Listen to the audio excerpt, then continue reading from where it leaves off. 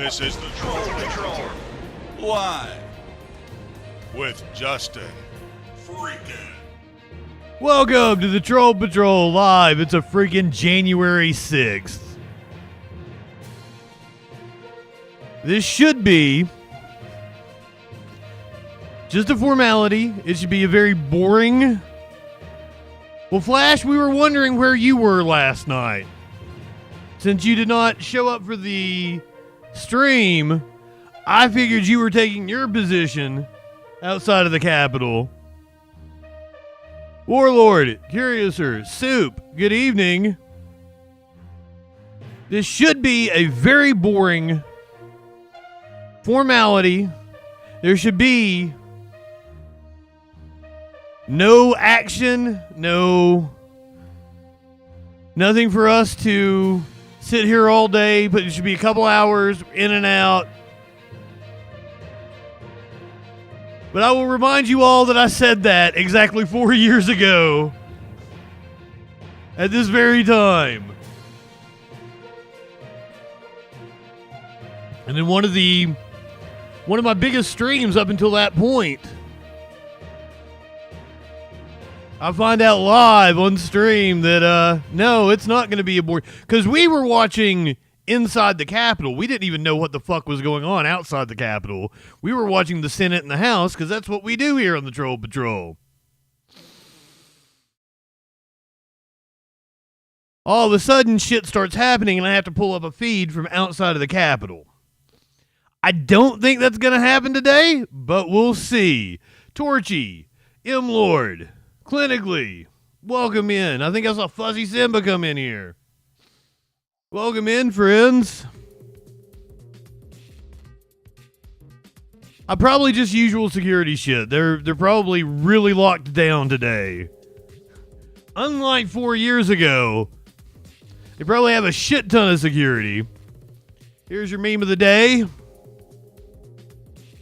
I will never forgive Eggers for not casting Tate as Nosferatu.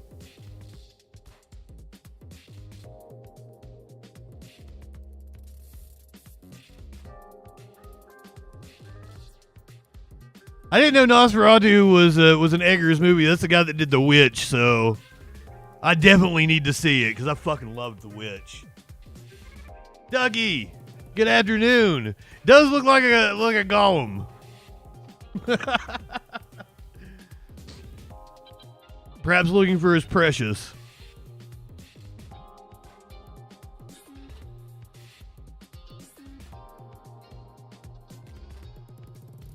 We are not live yet. The House expected to come in.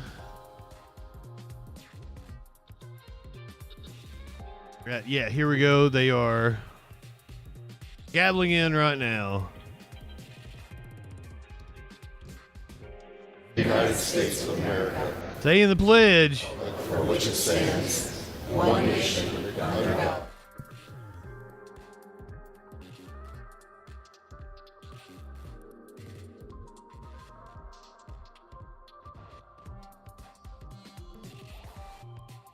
Here we go. This is the House of Representatives. Pursuant to the permission granted in Clause 2H of Rule 2 of the Rules of the U.S. House of Representatives, the clerk received the following message from the Secretary of the Senate on January the 6th, 2025 at 11:09 a.m. that the Senate agreed to Senate Resolution 2, Senate Resolution 5, Senate Resolution 10, Senate Resolution 13. Signed sincerely, Kevin F. As promised, we will have both feeds. Pursuant to Senate... You see the Senate on the top. You see the House on the bottom. Of January... Also have it where we can take the House full screen and we'll have the Senate down at the bottom. Appointment of or we can take the Senate full screen and have the House down at the bottom. The House to count the electoral votes. The gentleman from Wisconsin, Mr. Stile... Yeah, big news day already. Justin Trudeau resigning as the pursuant to Clause Liberal Party leader. 1, the House stands in recess until approximately 12:55 p.m. Welcome to C-SPAN's live. This will trigger a Electoral College vote count. general election in Canada. House and Senate meetings Trudeau has been the prime minister for almost 10 years. are officially tallied and recorded. In the November election, former President Donald Trump defeated Vice President Kamala Harris, receiving 312 of the 200. I think the Senate's got to hold their shit and then they get together. I think they walk over to the House. In her role as president of the Senate, will preside over today's joint session that confirms Donald Trump's historic re-election. Today's proceedings convene amidst a significant This will be the first time actually watching the proceedings, increased security. how they usually happen. The Department of Homeland Security has designated today's vote count as a national special security event, adding additional federal and local protection measures. This designation was requested by Washington, D.C. Mayor Muriel Bowser in response to the 2021 breach of the Capitol by a group of Donald Trump supporters attempting to stop the vote certification. This morning, Vice President Harris released a short video about her constitutional role in today's certification. The peaceful transfer of power is one of the most fundamental principles of American democracy. As much as any other principle, We're apparently going to take a senator here in a second. system of government, from monarchy or tyranny. We're waiting on a senator to take the floor. Perform my It constitutional doesn't say which one, though. Vice President of the United States. Just waiting for a senator to speak. 2024 election. This duty is a sacred obligation. She said duty. One I will uphold, guided by love of country, loyalty to our Constitution, and my unwavering faith in the American people. As we have seen, our democracy can be fragile, and it is up Faith in the American to people. us You think you to just fell out of stand a up coconut tree? for our most cherished principles, and to make sure that in America, our government always Once again, you will have the Senate on top. by The House people. is the bottom screen. May God bless you, and may God bless 2 C-SPAN feeds. America. And we will be here until the top of the hour when the House gavels into session and then moves into the joint session for the council. Hopefully we'll take some phone calls. We're going to use that time to learn more about this process, Tadpole. both its constitutional mandates and also some of the atmospheric ones. We're going to start with Billy House, who is joining us from Capitol Hill. What up, Billy? Oh, what? C-SPAN, your program just started. How can it end already? Wow.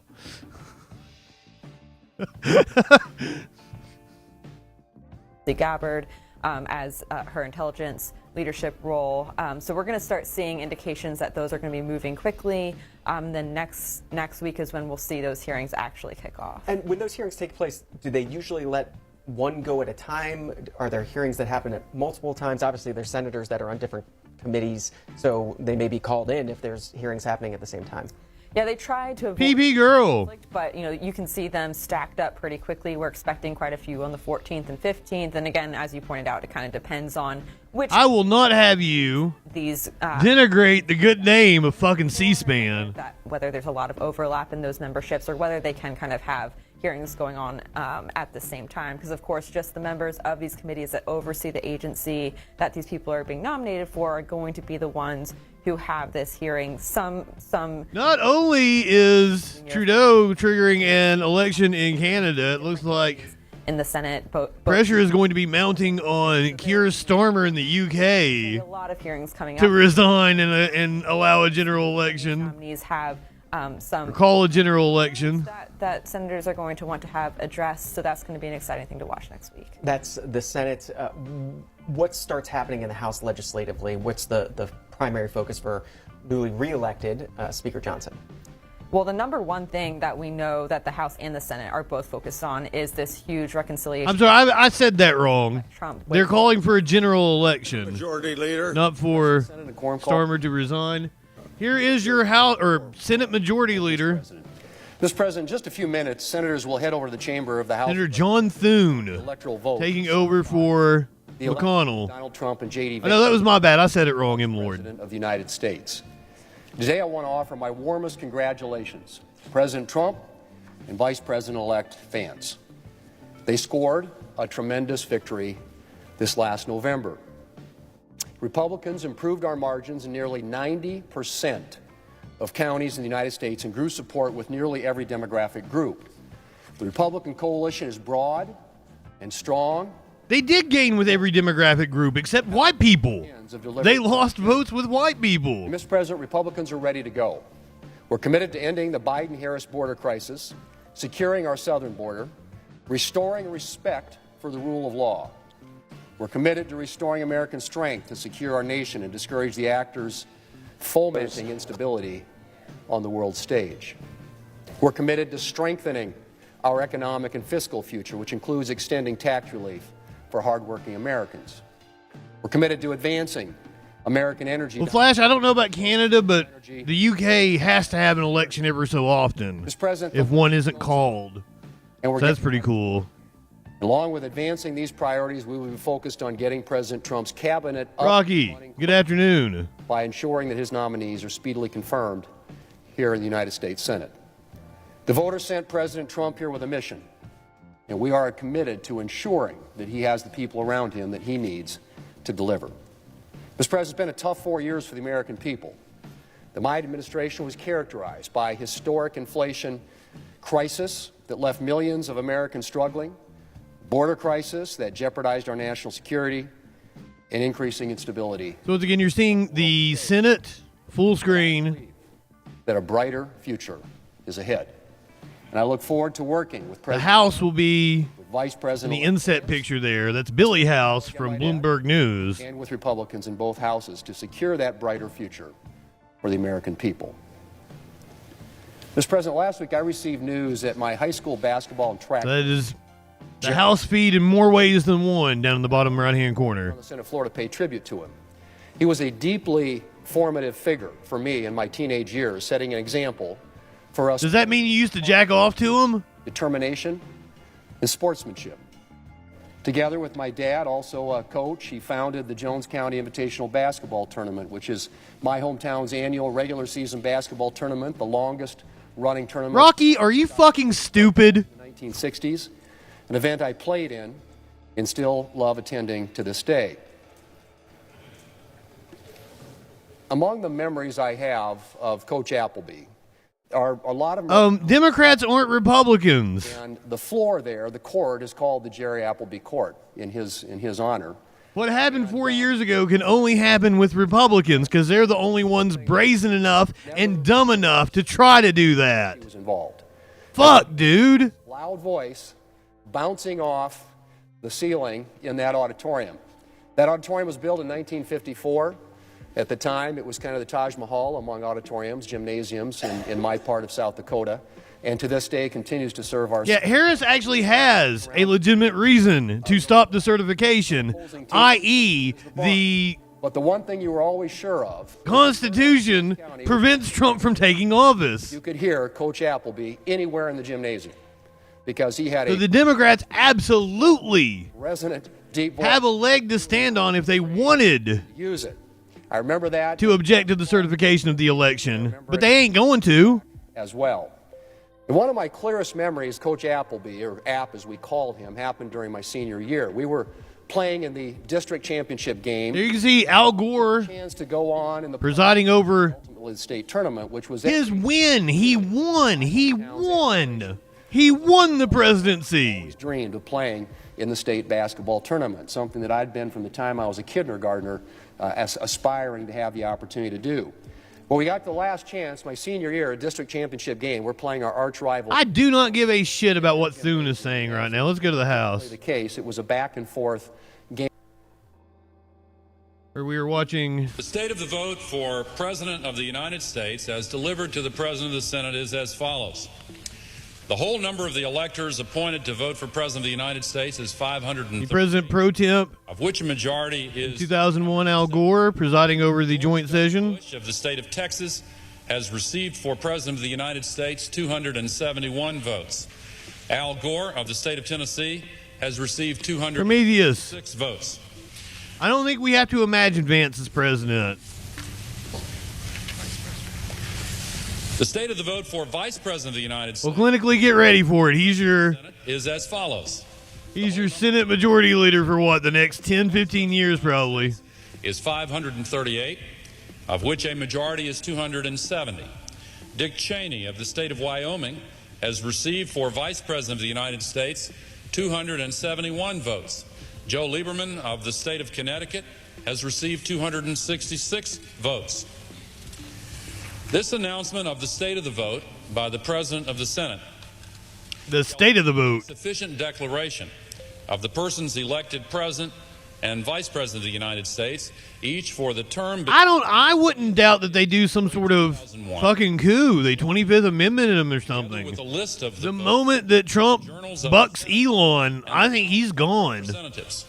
May God they got what they wanted. They don't give a shit about the people. They'll oust Trump. God bless the United States of America.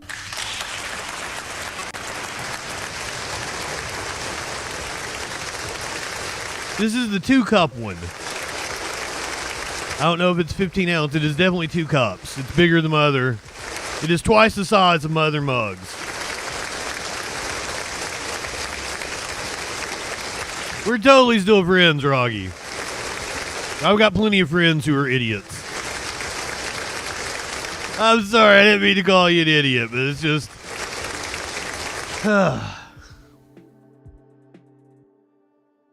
There's a double standard with politicians. Over the Electoral College count in 2001, which certified his... And it annoys the shit out of me. There were some other times in recent history when sitting vice presidents who had wanted to become president were in similar positions. Richard Nixon presided over the Electoral College vote in 1961, certifying John F. Kennedy as the winner.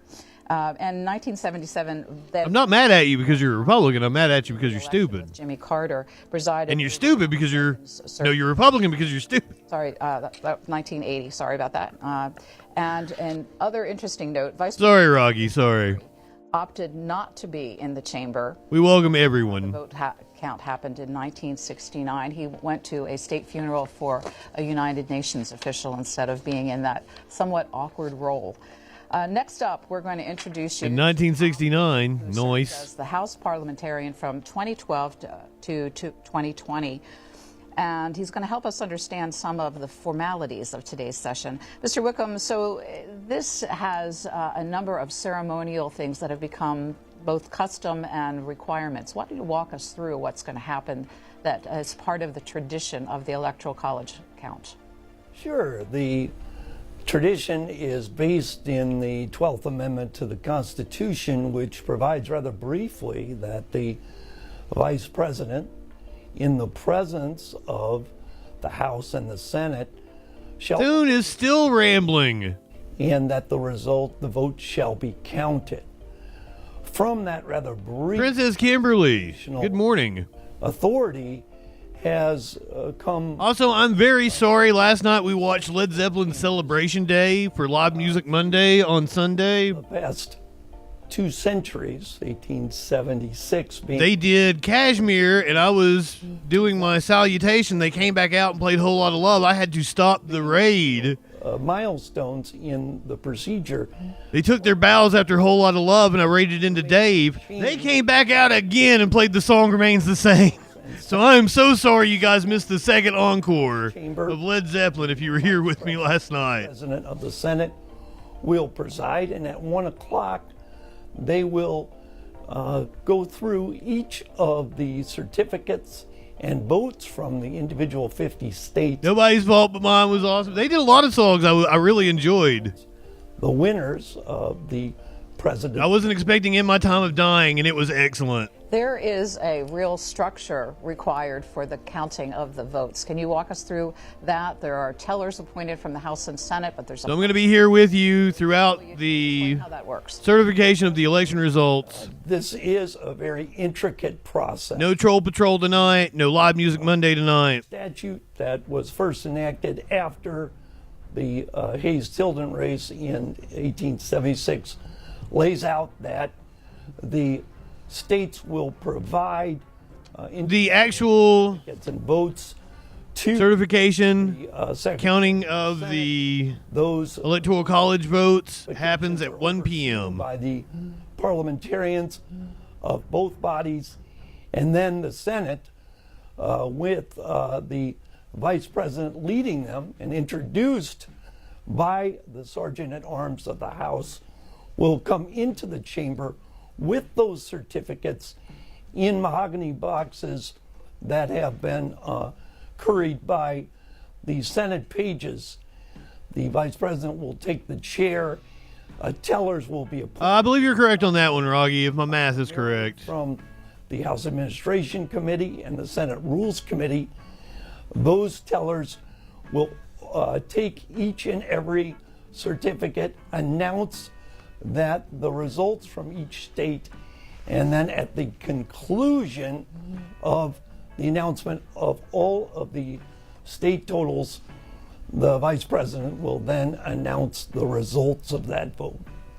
And then what happens to those certificates after this session? Merlin. Those certificates are then Good afternoon. into the National Archives. Or good morning, depending on where you are in the United States. To our very early electoral counts. As I said, this is something that is an intricate procedure that's You see Chuggy Boy Schumer, the minority leader, to the House and Senate taking the podium in the Senate. in the archives. With the snowy weather today, is there a necessity for a quorum? And if so, what would those numbers be? Well, a quorum is presumed in this situation because of the assembly of the two houses and because of the way the rules are written.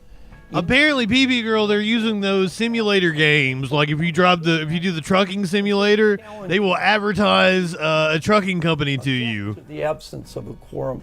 So I foresee that there will I don't know how I feel about that. present under the rules and that we will see this ceremony proceed. Dystopia. Conclude hopefully within an hour to 90 minutes. And what happens after the Vice President announces the results? After the Vice President announces the results, that then sets the stage for the inauguration of the President and Vice President happening on January 20th. What is the role of the House parliamentarian on a day like this? The House parliamentarian consults very closely with A smoke one for me, Torchy. in advising the Vice President and the Speaker of the House on the proper procedure. It is Swift. It is Swift Trucking Flash. I was trying to think of the name of it. Take place once every 4 years. So there's a lot of research that goes into it, a lot of consulting. Also, I woke up this morning with Smokey On the 15th, apparently trying to prove that he was the zoomiest of cats that have ever zoomed. sure that there is a proper procedure. He's wore himself out apparently because he's over here fast asleep. You're as House parliamentarian, you were in the chamber for a couple of these certifications. Well, this time about an hour and a half ago, that cat was fucking wild. I am very proud to have been at the last. I had to come get him, but he was stuck in the curtain. He got himself, at least he's got himself stuck so many times lately. In taking I feel like I probably have to clip his nails or something. the results of the 2020 election that was bitterly contested. At one point, there were a number of challenges that were being issued. Well, I mean, Smokey's like 10 or 11 now. Him being wild doesn't happen that often. That she did not care about having the requisite signature of a senator as required. I mean, I guess that should make me happy that he's still that spry. Gore said very forcefully, well, the rules do care. And then Vice President Biden, Then we had when responding to a similar a stray come up on the porch. at one point, It was at the front door. really And God, did Smokey go nuts. That was yesterday. the power of the rule of law and the importance of No, it was day before yesterday. Day before, it was before the snow. One whose job was overseeing the rules. What was your And reaction? then I think my cats really didn't like it that I went out and fed that cat. indicated that this is something that is important, that is part of the They seemed very upset that their food went to that kitty. to be carried out with seriousness and commitment every 4 years. Tom Wickham, a former House parliamentarian in that role from 2012 through I think it's a female kitty. the Congress has Because I think she's pregnant. many years before that. Thank you so much for being with C-SPAN on this historic day of electoral vote certification 2025. Thank Historic you, day. C-SPAN. Let me introduce you to our next guest. I mean, hopefully this is a boring day. That it's not like it was 4 years ago. University and Legislative Affairs Director at that school. This should be a nothing burger. To start with actual process, because people tend to think there's election day and then there's today, but there's actually quite a few steps. Yeah. Yep. Why too many? No, there's not too many. It's just a process that we don't often think about when we're voting for president and vice president. We think that we get our ballot, we go to the ballot box and make our check, count the ballots, it's done. We were supposed to get another blanketing of snow, but apparently that did not come. Plays out across the states, and then ultimately DC was also supposed to be hammered by this snowstorm. The actual certification of the results, and we get our. I don't think it was as bad as some were expecting. Right. So we've actually got the timeline laid out for you. December 11th is the date that the states had to issue their certificates of ascertainment. It's too many steps, Lord. In a particular state. December 17th, the electors vote in their individual states. They cast their votes. Those votes have to be in Washington by this year, December 25th, Christmas Day. Then on or before January 3rd, they're transferred to Congress. And then again today to the Electoral College vote count, and then on from here to Inauguration Day. We'll be here in about 2 weeks for Inauguration Day. And what role it's on a Monday too, as well. Play out today. Encapsulates pretty sure the pros and cons of this system that we have. Yeah, the Electoral College count is something that's really hard to explain to folks who didn't grow up in this system. I often travel to developing democracies. And no, Rocky, and she won't deny the election. And why do you have it? And so for pros and cons, this was a huge compromise bashed out between the folks at the Constitutional Convention about how can we protect small states relative to big states, that if you just did a popular vote, then obviously the big states are going to win. How can we protect these smaller states and get them to buy into a system where they... But who gives a shit about big states and small states? And this was the big compromise that they came out where that you are the Electoral College count is subject to not only your population, but the amount of senators combined with your She doesn't, Rocky. That was bullshit that right-wingers made up last time. 1787, and it's stuck. No right whatever. How many no right whatsoever. Presidential candidates won the popular vote and lost in the Electoral College? Good question, Jeopardy time. We could do this before, but it's more than a handful. And in fact, in my students' generation, that is more common than not, in that they've had presidents. I mean, I'm right downtown, and I wouldn't have driven yesterday. The Electoral College count. They didn't. They did not scrape the road in front of my apartment until last night. And isn't Wick the best? He's just the man. I was sitting here probably about 1 o'clock in the morning. They came by and just election between Hayes and Tilden cleared the snow. There was a popular vote winner who ultimately lost, which was wild because once again I am right downtown. Because that was a really frustrating thing for folks. Yeah, in fact, Berlin is correct about the Electoral College. It was a compromise with slave states who 5 times that a candidate has won the wanted to count their black population but not give them representation. To John Quincy Adams, Samuel Tilden, as we just heard, in 1876 to Rutherford B. Hayes. Rocky, we're glad you're here. We're glad you're wanting to learn. I'm sorry if I'm flippant towards you. You referred to Grover Cleveland to Benjamin Harrison in 1888, but as we know, he came back again to the White House on a second try. And then Al Gore in 2000 to George W. Rip a door off its hinges, shit on the wall. Trump. So when people watching that, tase yourself in the balls, keep those traditions going. How do they react? With questions, mostly, if they just don't outright shake their head and say, you guys do it wrong. And so it's really tough to explain to Wait, what? Why we're canceling Justin now? Dozens more millions of votes than the other person and ultimately not have the power come January 20th. So it is what'd I do this time? And even when you get down to explaining exactly how it plays out, let alone the steps you just brought up on the screen of how many steps it takes to actually... We raided into Redolent Thought, and Redolent played a system to explain a clip of me, and it was Jews be doing Jewry.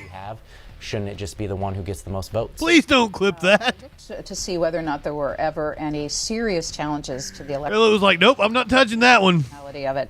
And what popped up was in 1970 was the closest that we've ever come when the House actually passed a constitutional amendment, but it went nowhere in the Senate.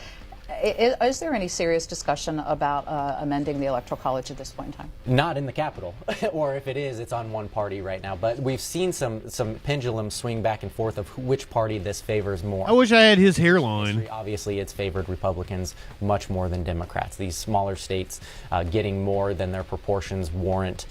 When you talk about California with its multi-millions of people, and you end up basing the election on the 7 swing states. I mean, you asked me 3 years ago which states are going to matter most. I can tell you really confidently which ones they're going to go. A lot of people don't know that Jewry is a word. It's vying to be the national representative. And they think that the saying of the word Jewry is anti-Semitic. To go there. So, again, some pros and cons to the systems, but it's recently favored Democrats. But I assure you that Jewry is a word that just means doing Jewish things. Throwing out the Electoral College from Democratic circles.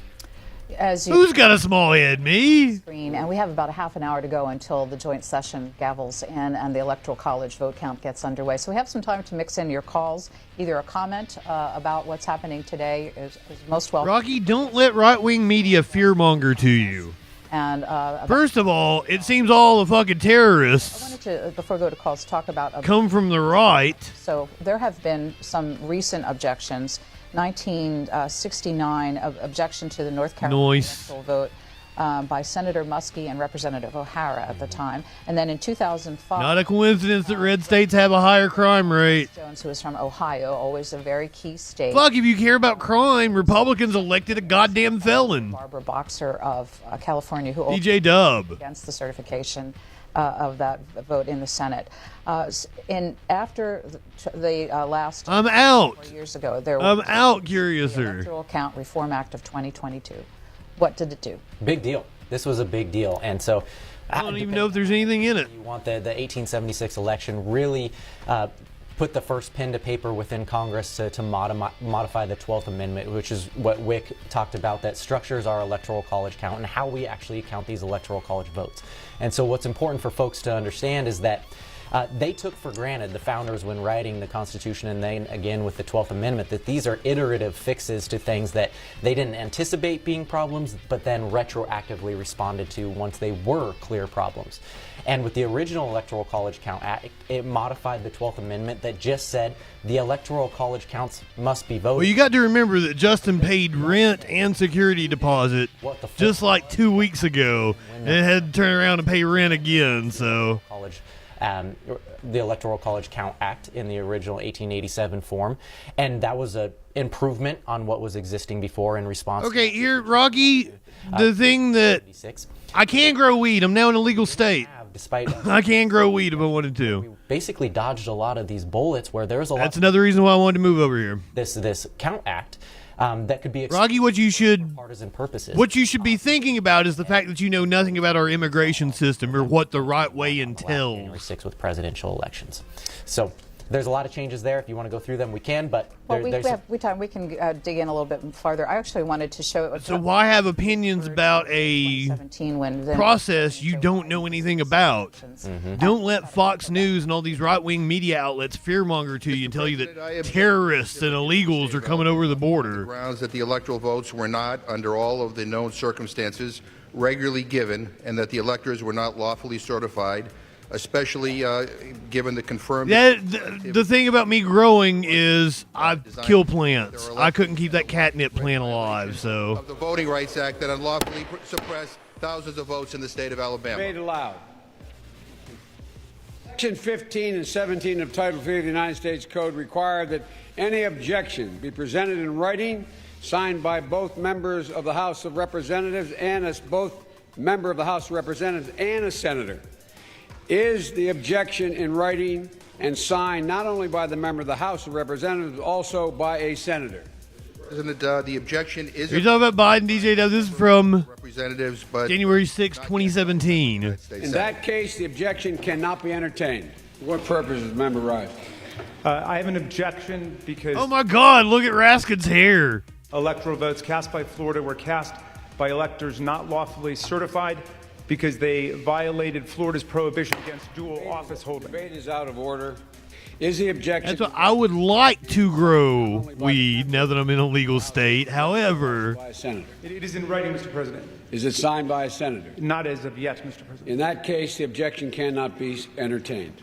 Mr. President, I object to the certificate from the state of Georgia on the grounds that the electoral vote. yeah, we did the story last night. I don't know if it's today, but he is expected to be in New Orleans sometime this week. A United States senator. Mr. President, even as people waited hours There is in no debate. There is no debate.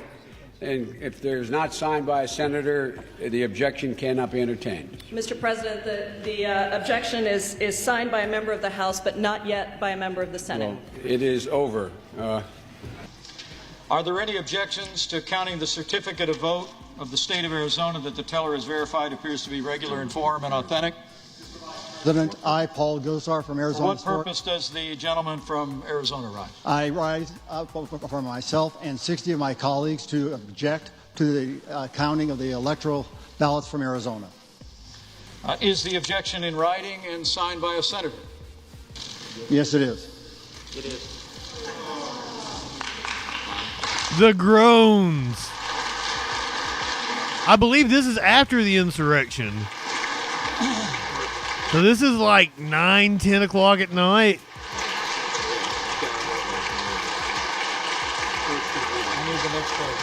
An objection presented in writing and signed by both a representative and a senator complies with the law. Chapter 1 of Title 3 of the United States Code. Are there further objections to the certificates from the state of Arizona? The chair hears none. Yeah, Flash, but I can't grow anything. I have a hard time. Like, I killed a catnip plant. Each house will deliberate separately. YouTube. Objection and report its decision back. Welcome in. Session. The Senate will now retire to its chamber. So we now have two recent examples of objections made in the Electoral College vote. What's your reaction to how they were handled? By the book. By the book. That's how the law was written at that time, which was a big change with this Electoral College Reform Act. Is this Harry Potter? Is that who we're College Count Reform Act in hearing from right now? In response to how easy it was to basically create chaos. You ain't fooling me, Casey. Something that we had taken for granted. You're Daniel Radcliffe. A lot of my academic nerd friends, a lot of election lawyers, a lot of constitutional law experts were shocked. Why do you hate his hair? I wish I had his hair. Had major problems with the electoral certification process. Doesn't mean that we can't. I'd give anything for that hairline. This law that we need to rectify, and it took January 6th last time to kind of spur that movement, and they ultimately did in big bipartisan measures, passing that new law, which changed the objection threshold from that one. You only saw Ted Cruz and Paul Gosar. Low odor. Do they make those? Which then made them retreat into their individual chambers, debate whether that objection should be heard and carried forward, and ultimately those votes. Oh, thank you, Torgy. One of the big changes in the new law is that it can't just be 1 and 1 from each chamber. It has to be 20% or 1/5 of each chamber. Obviously, see, Flash is what I was thinking. I would do a hydroponic kit. Senators, a much bigger threshold to reach to object to. Probably couldn't do it in this apartment though, because I feel like I don't have should be enough They could implement electricity. that was done in 2017 to simply stand up and then say that they don't meet the requirements. Correct, and it would take someone presiding in the chair, which we have luckily had good, strong vice presidents do that. I wouldn't even venture to guess the Republican nominee in 2028. Socialist Dawn. Debate here. You either have a challenge that meets the statutory requirements, or you don't, and we're going to move on. I did not read through his executive orders. I kind of skimmed over. What's happening today, beginning with Daryl, who's watching us in Los Angeles, a Democrat. You're on, Daryl. Oh, here we go. We got calls. Everyone, I had a question about the electoral voting, and I understand that a lot better now. But the thing that I did want to know is you had a bipartisan vote to do the border, and yet the Republicans threw it out. Why? Good question, and I think a lot of Democrats and some Republicans are shaking their head too, where we had a negotiated agreement on something that both sides of the aisle recognize as a major problem with the border crossings. And so James Lankford went out on a limb, a Republican, very conservative senator from Oklahoma, negotiated a deal, one of the most conservative bills that to tackle the border problem. Yeah, Flash, but I'm using every single outlet that I have in the apartment right now. You would think object to a lot of this stuff, but by Donald Trump, the president nominee in waiting, saying that this is a problem that shouldn't be fixed until after they get much more. So this is where people shake their heads, rightfully so, that this is where Oh my God! I will refer you to the clip of Ann Coulter saying that she would never vote for Vivek. Get something good done, and because he's an Indian. Next is a call from Miles, who is in North Andover, Massachusetts, on our independent line. Hey, Miles. Hi, good afternoon.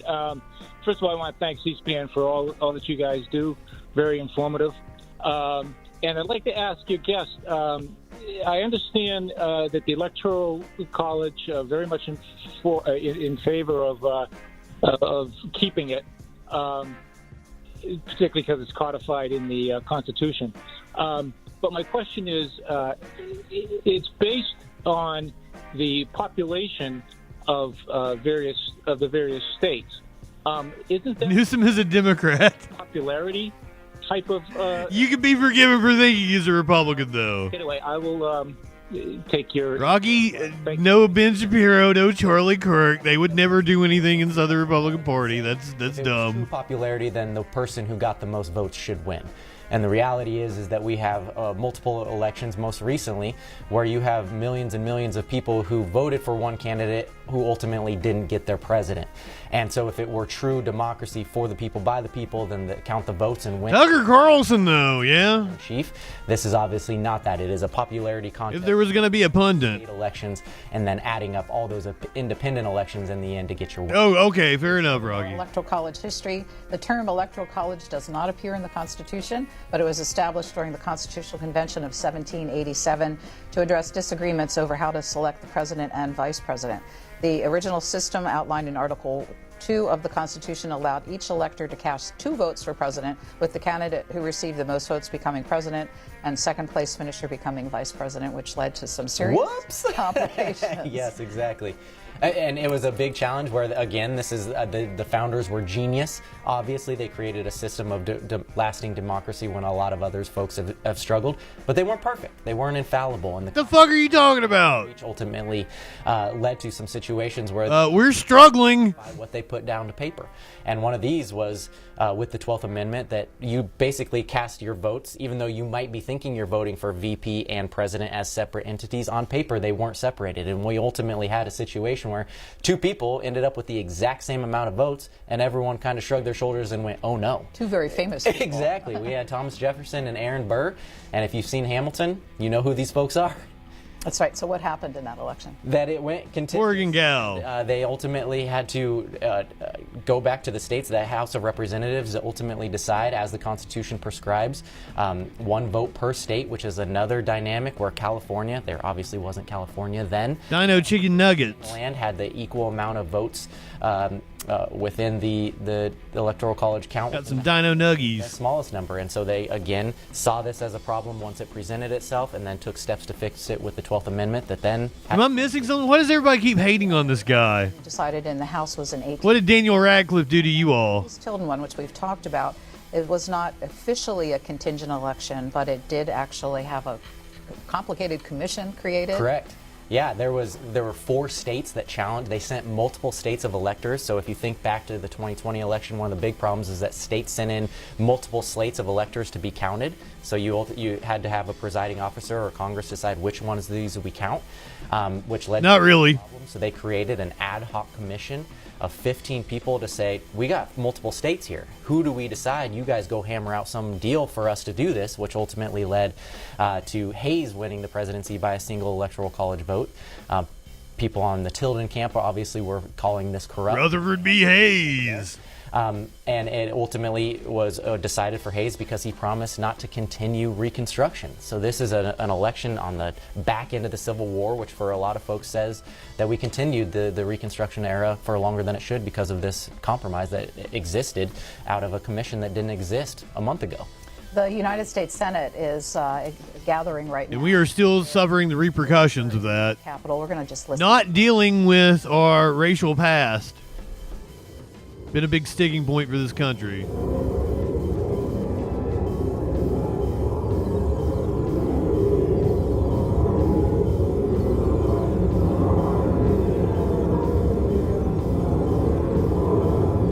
Guess we only really need one screen of them, right? We're about 15 minutes away from the joint session getting started.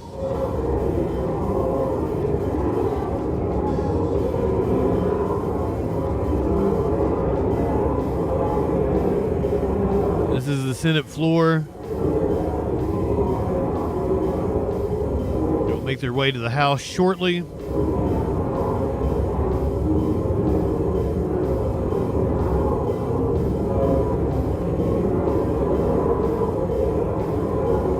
We heard earlier. You see Tennessee Senator Marsha Blackburn, newly elected California Senator Adam Schiff. Their chamber in the Senate side, Senator Deb Fischer Senator Mark Wayne Mullen walking through. will serve as the tellers. Looking like a Dick Wood. 4 sets of people watching to make sure the vote is certified. Why so many steps of people keeping an eye on this? Because it matters. Redundancy really matters here, and it's just a formalized process to make sure we'll check each other's work. Nothing can go wrong. This is something where you don't want to have an accounting error. Things can go wrong. Everything's on paper. Everything is on paper and sealed, signed, expeditiously. Signed, sealed, delivered.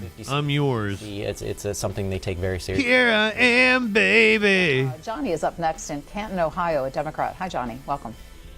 Hi. Johnny come lately here. So far, so good. I've got a question. The Congress, under the 14th Amendment, third clause, is required to remove the liability for someone breaking an oath to the Constitution, like insurrection, which Donald Trump did. There you go. By a 2/3 majority of both houses. And so, given the state of where things are with Colorado and January 6th, and how can the certification be constitutional if that constitutional requirement to remove the liability Great question. performed? And so I'm wondering how this is going to unfold for folks that see somebody that has broken an oath to the Constitution and yet they're going to be certified to be president. So please let me know what your thoughts are about how this is going to unfold. Thank you. So 2 different things there, Johnny, and you're going to get me in trouble with one of them, so I'm going to ignore it. But the reality is that the court case you're talking about didn't make its way through, and it wasn't certified or decided in a way that obviously disqualified him. And under the amendment, the Congress has to act. And unless they pass a resolution, pass something that registers their discontent and makes someone ineligible for office, and usually impeachment and disqualification is their only route to do so, then that person, so long as they meet the other constitutional requirements to be commander-in-chief, which Donald Trump obviously did, then he's eligible to be on those ballots unless courts say that he wasn't, and he ultimately got enough electoral college counts. And to your other question about... Yeah, thank you, Mitch McConnell.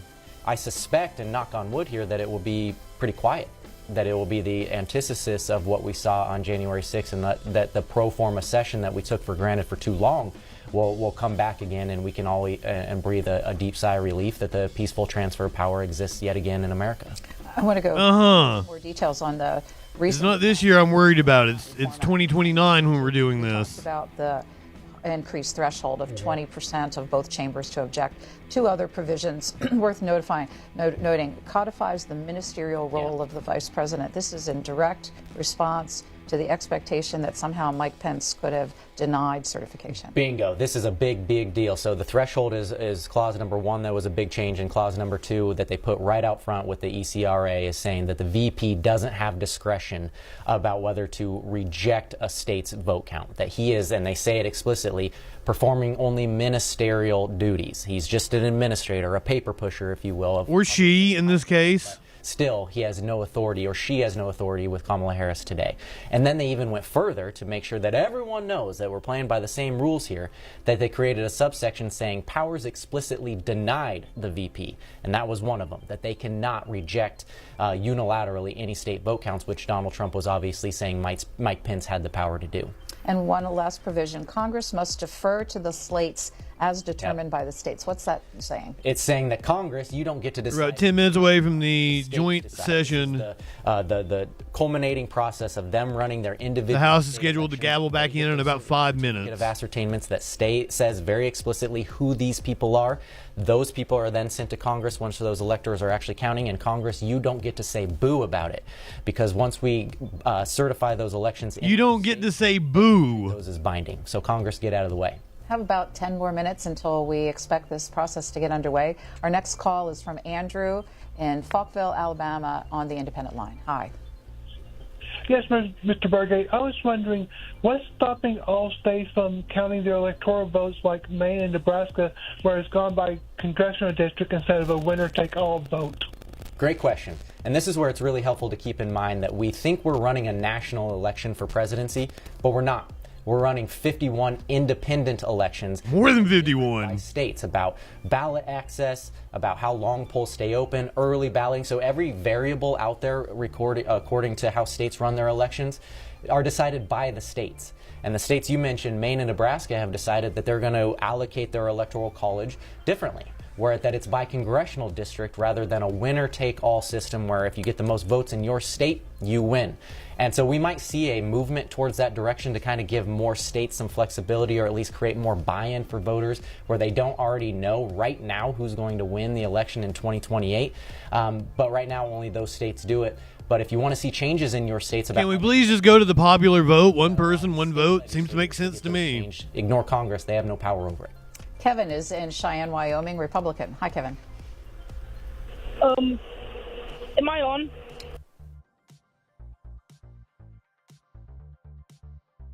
Christine in Goshen, New York. Christine, what happened? Please. Hi. I know this has been talked about already, but I just want to say that according to Section 3 of the 14th Amendment, Donald Trump is already disqualified from holding office for having engaged in insurrection. He was impeached for it. He did it. January 6th wasn't a riot. It was an insurrection led by and paid for by him. The Supreme Court said he couldn't be taken off the ballots, but they didn't explicitly say that he was not disqualified. I'd like to see our lawmakers actually have a spine and use the powers given to them by the Constitution and prevent this fascist from taking over our country and selling it to the highest bidder. It'd be nice. Do you want to let that stand as a comment, or do you have any reaction? I didn't hear a question there. We'll let it pass. Okay. I wanted to ask about the number of electoral college votes. 535 members of Congress, but there are 538 electoral college votes. When did D.C. get the right to participate? God, Jeopardy again. I don't know, actually, but as a D.C. resident, I'm thankful that they do, that we at least have buy-in, given that we don't have a representative in Congress that has voting powers. I'm not trying to put you on the spot. You are too, and that's okay. But I don't know. Do you know? Well, it was in the 20th century. It was. Why do you keep putting him on the spot? Yourself a 100-year gap. You're right. I'm going to go back to calls at this point. This is Crystal in North Dakota, who is a Republican. Crystal, you are on the air. Let's see right here. Go ahead, please. Yeah, thank you. I also come from a state of only 3 electoral votes, but we combine with Montana, which now has 4. And I appreciate your guest talking about how this is set up, because our founders were worried about mob rule. And if anybody didn't like January 6, 2021, that's an example of mob rule. We've got to have level heads. We need paper. We need rules. We need to follow those rules and lower the temperature. You've already had 2 phone calls already about, anyway, I'm not going to go into that. But through the example... You elected a fucking fascist, you dumb fuck! You are invaluable to us who are watching. The world is watching. And we see common sense. We see rule of law, paper trail. and the history. And again, it's representative government. Our representatives that we elect go to Washington, D.C. for our business. So would your guest comment about the mob rule? And does he know anything about the mob rule? The mob rule. Founding Fathers. Thank you. Yeah, it was a major concern for them that they feared the tyranny of the majority, especially on the House side, where they can have a lot of passions of people ultimately result. What they mean by that is for the long term, but people democratic representation of everyday people. As we're taught from our earliest days in schools to prevent our coming for the wealth or any one chamber. Culminating too much power to end up running shop when a lot of other people should be involved in the process. And that has resulted in a lot of legislation not being passed because they couldn't get those votes in those chambers. And the Senate making their way over right now. You can see them leaving the chamber. So you're right on the money that was a fear of the founders and heading over to the House. That prevented a lot of that tyranny majority from overwhelming the system. We have, as our time with you is beginning to wind down here, I want to take just a minute to hear about your new book coming out in the spring. Thank you for that. Yes, I do have a book coming out. It's always a book blog. It's called We Hold These Truths. And the truths are in quotes because the book is all about political myths. Things that we think are true, things that we're told are I've had this argument with Jake Jacobs. People, the media. The far-right dumbass. From soup to nuts about our government that we assume to be true. Because he always calls democracy the tyranny of the majority. And I said, well, what you're implying is that you want a tyranny of a minority, and you want to be that minority, white, straight. And I want to break down those false premises. Upper class. And move on to the things that actually matter. Things that are true, things that are debatable, and things that can make our democracy stronger for longer. And this is hopefully my contribution to that. We are now watching live pictures from Statuary Hall where the members of the Senate are making their way across. Gorgeous view of Washington, D.C. here on this Congress. When you watch just from snowy afternoon on the East Coast, two bodies coming. Hope everyone is staying warm out there. What does that indicate to you symbolically? It's good. I mean, these. Oh, we lost him again. Take our important and as transformative as a peaceful transfer of power, and when they all take it seriously, that's kind of like a put a hand over your heart type moment of a really patriotic scene where we see John Thune and Chuck Schumer walking together, who agree on almost nothing, but they agree on that this is important. And sometimes we just need to it's important in the most important institution we have, which is the United States Congress. And as you were watching that video, you also saw the mahogany boxes that we were told about earlier, which are carrying what? They're carrying the certificates of ascertainment and also the certificates of votes from each state. They are the thing that Congress looks out to count. Leftist audio over on C-SPAN. Piece of paper. There's our favorite senator, Senator John Kennedy. And you also saw Vice President Kamala Harris as the lead in that procession as it makes its way across the Capitol. We're going to continue watching the senators, but let's listen to Valerie in Salem, Wisconsin. Hello, and thank you so much for taking my call. My question revolves around the size of Congress, which then equates to the size of the Electoral College. It hasn't expanded since the early 1900s, as we had expansion. We've grown substantially as a country. When do we see Congress expanding in size and therefore really responding to good question. Mr. Speaker, the Vice President they're going to cut her off. of the United States Senate. Because as we can see that they're calling it to order in the chamber. Let's watch.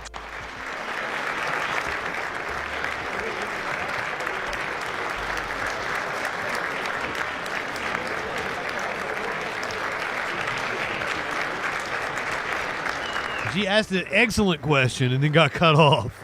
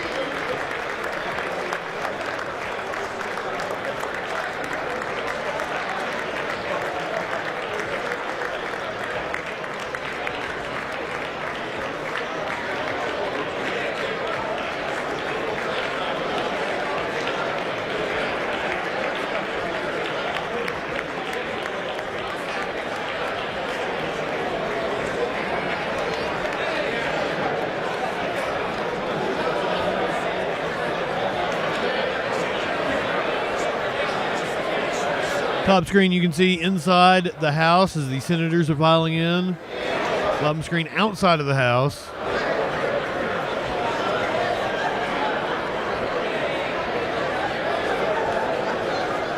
Moments away. Did what work, Oregon Gal? Did I miss something? Oh my God, C-SPAN, you've got to quit doing this to me. Fuck. God damn.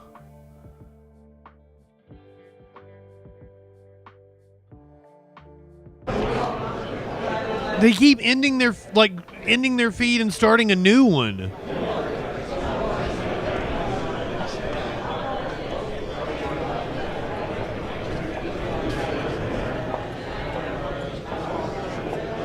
Maybe I really do need to go get a job at C-SPAN.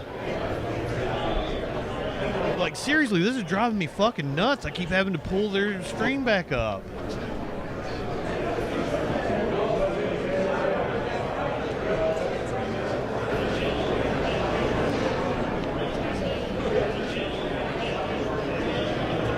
Is this even the right one?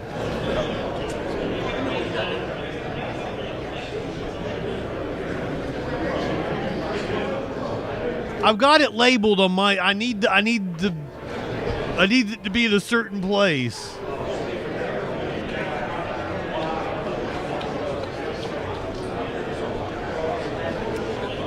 But I think they've switched on me. God damn it.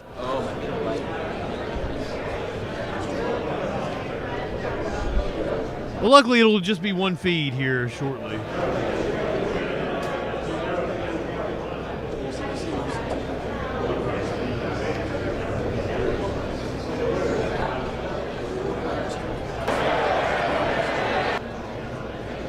Harris and Johnson taking their place.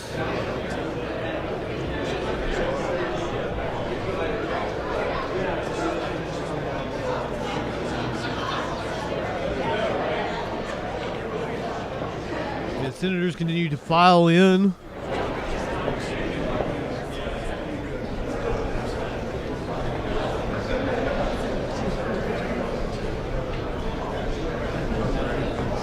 I will say at least it's a couple of 50-year-olds up there. 50-something-year-olds. Instead of the geriatrics we've had to put up with.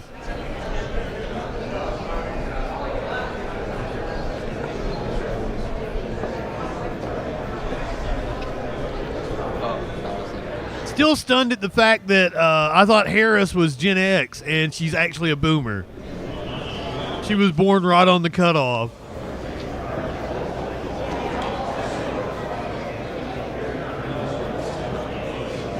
Was shocked when I learned that a couple months ago.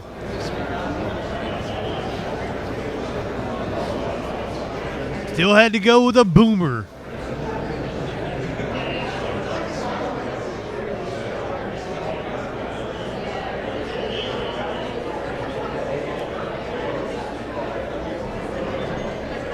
She has very Gen X vibes, indeed.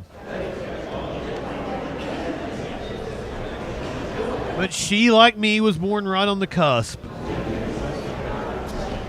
I guess one could be forgiven to think that I was one of the last of the Gen Xers, but I'm actually one of the first of the millennials.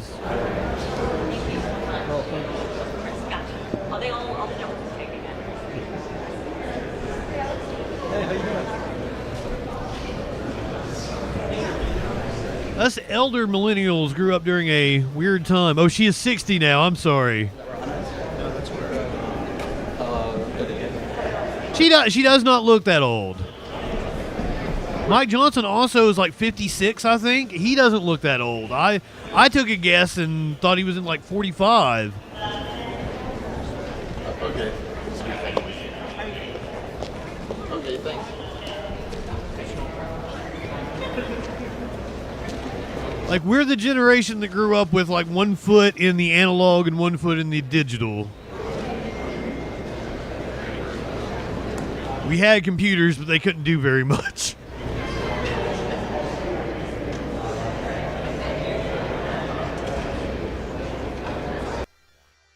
Oh my God! They're killing me! Fuck C-SPAN!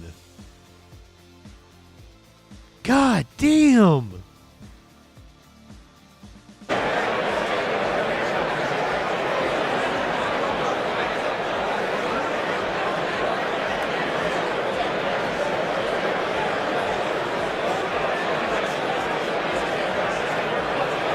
This is the only feed they have now, so maybe they just cut the other feed.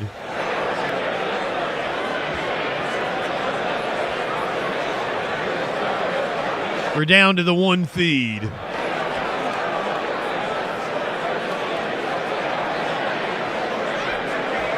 We shouldn't need the double screen anymore, though. Because we're down to the joint session. They would split off if there was an objection.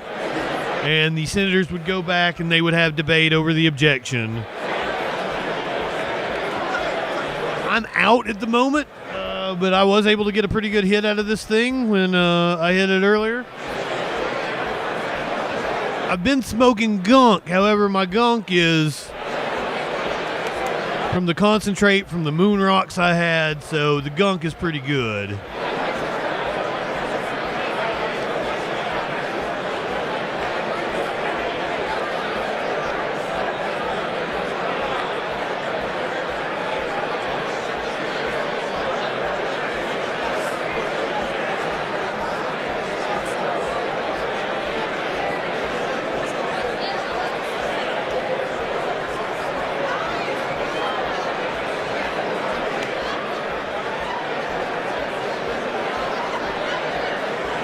I walked to the dispensary last week because I was like, it's going to be cold for the next week, so I need to go ahead and walk. Well, it's like, I think it was like 50 degrees that day.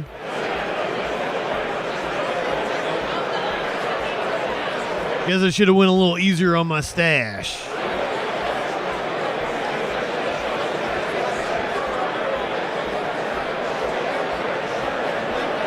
But it was New Year's, and we were ripping bongs. That Vance hugging Marjorie Taylor Greene.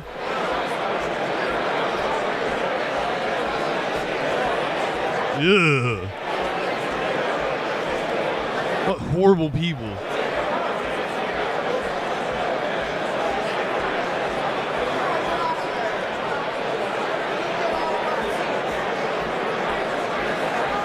Looking at her like she's a couch. He's very jovial. Incoming Vice President, J.D. Vance.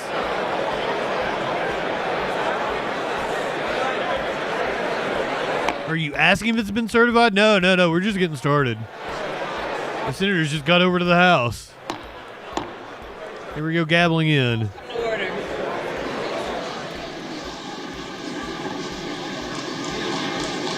President Pro Temp, Kamala Harris.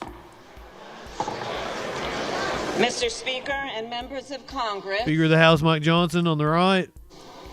Pursuant to the Constitution and laws of the United States, the Senate and House of Representatives are meeting in joint session to verify the certificates and count the votes of the electors of the several states for President and Vice President of the United States. After ascertainment has been had, Mary Sue, welcome in. certificates are authentic and correct in form, the tellers will count and make a list of the votes you just fell out of a cast coconut by tree? the electors of the several states. The tellers on the part of the two houses will take their places at the clerk's desk.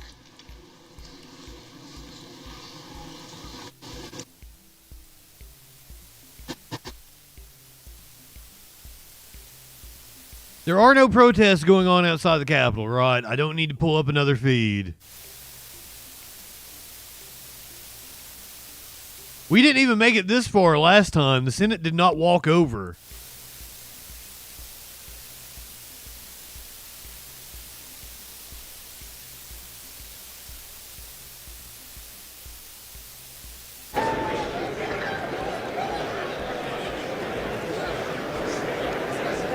objection,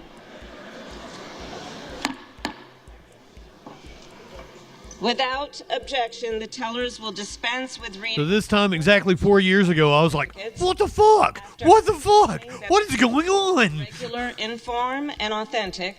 The tellers will announce the votes cast by the electors for each state, beginning with Alabama. Senator Fisher.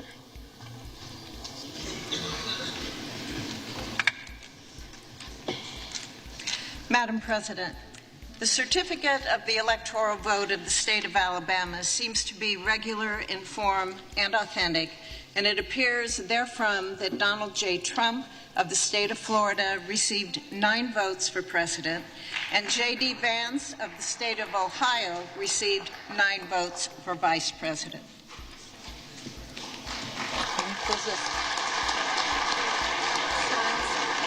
Well, just the fact that my reaction is out there on video, live, to what was going on. Madam President, the certificate of the electoral vote of the state of Alaska seems to be regular in form and authentic, and it appears therefrom that Donald J. Trump of the state of Florida received 3 votes for president, and J.D. Vance of the state of Ohio received 3 votes for vice president.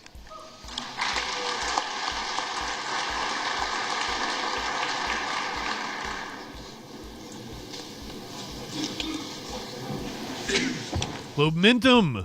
Madam President, the certificate of the electoral vote of the state of Arizona seems to be regular in form and authentic, and it appears therefrom. Wait, why is she speaking for Arizona? Of the state of Florida received 11 votes for president, and J.D. Vance of the state of Ohio received 11 votes for vice president.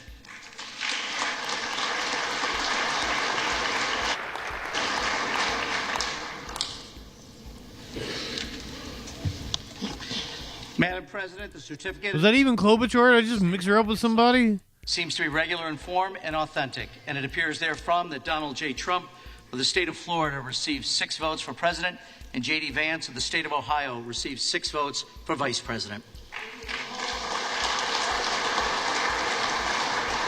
Pretty much what it is, Mary Sue. It's a pageant. When's the swimsuit competition? Madam President, the certificate of the electoral vote of the state of California. Well, I guess they've just got like 4 people that are trading on and off. And it appears therefrom that Kamala D. Harris of the state of California received 54 votes for president, and Tim Walz of the state of Minnesota received 54 votes for vice president. Why do we not have a state that starts with B? Madam President, the certificate of the electoral vote of the state of Colorado seems to be regular in form and authentic, and it appears therefrom that Kamala D. Harris of the state of California received 10 votes for president, and Tim Walz of the state of Minnesota received 10 votes for vice president. Yeah, we should just shorten it and call it Bama. That way we've got a state that begins with a B. It is unnecessary. Madam President, they like to jack themselves off. The electoral vote of the state of Connecticut seems to be regular in form and authentic, and it appears therefrom that Kamala D. Harris of the state of California received 7 votes for president, and Tim Walz of the state of Minnesota received 7 votes for vice president.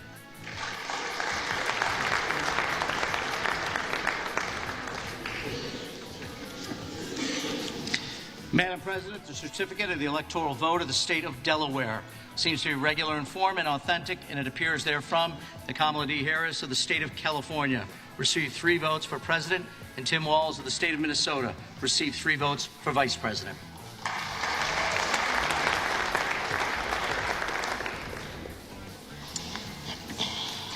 Madam President, the certificate of the electoral vote of the District of Columbia seems to be irregular in form and I'll refer you once again to the from the Kamala D. Harris line from South Park California received 3 votes for in the president. douche and turd episode. The state of Minnesota received 3 votes for vice president. It's like, to make it this far in politics, you have to kiss ass enough and have thick skin enough. Madam President, the certificate of the Making sure that they're all really shitty people. regular in form and authentic, and it appears therefrom that Donald J. Trump of the state of Florida received 30 votes for president, and J.D. Vance of the state of Ohio received 30 votes. I butchered the South Park quote.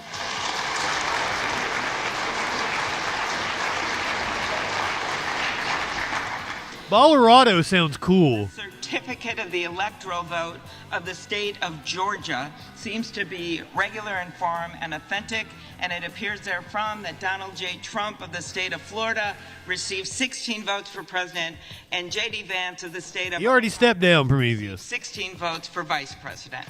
You don't give a shit about those Canadians. We doing American shit. Madam President, the certificate of the electoral vote of the state of Hawaii seems to be regular in form and authentic, and it appears therefrom that Kamala D. Harris of the state of California received 4 votes for president, and Tim Walz of the state of Minnesota received 4 votes for vice president.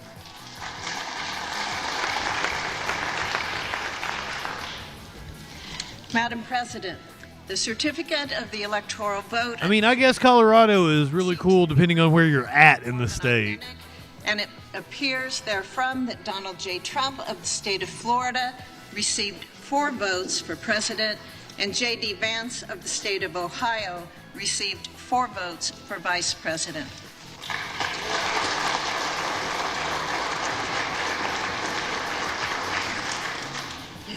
Madam President, the certificate of the electoral vote of the state of Illinois seems to be regular in form and authentic, and it appears therefrom that Kamala D. Harris of the state of California received 19 votes for president, and Tim Walz of the state of Minnesota received 19 votes for vice president.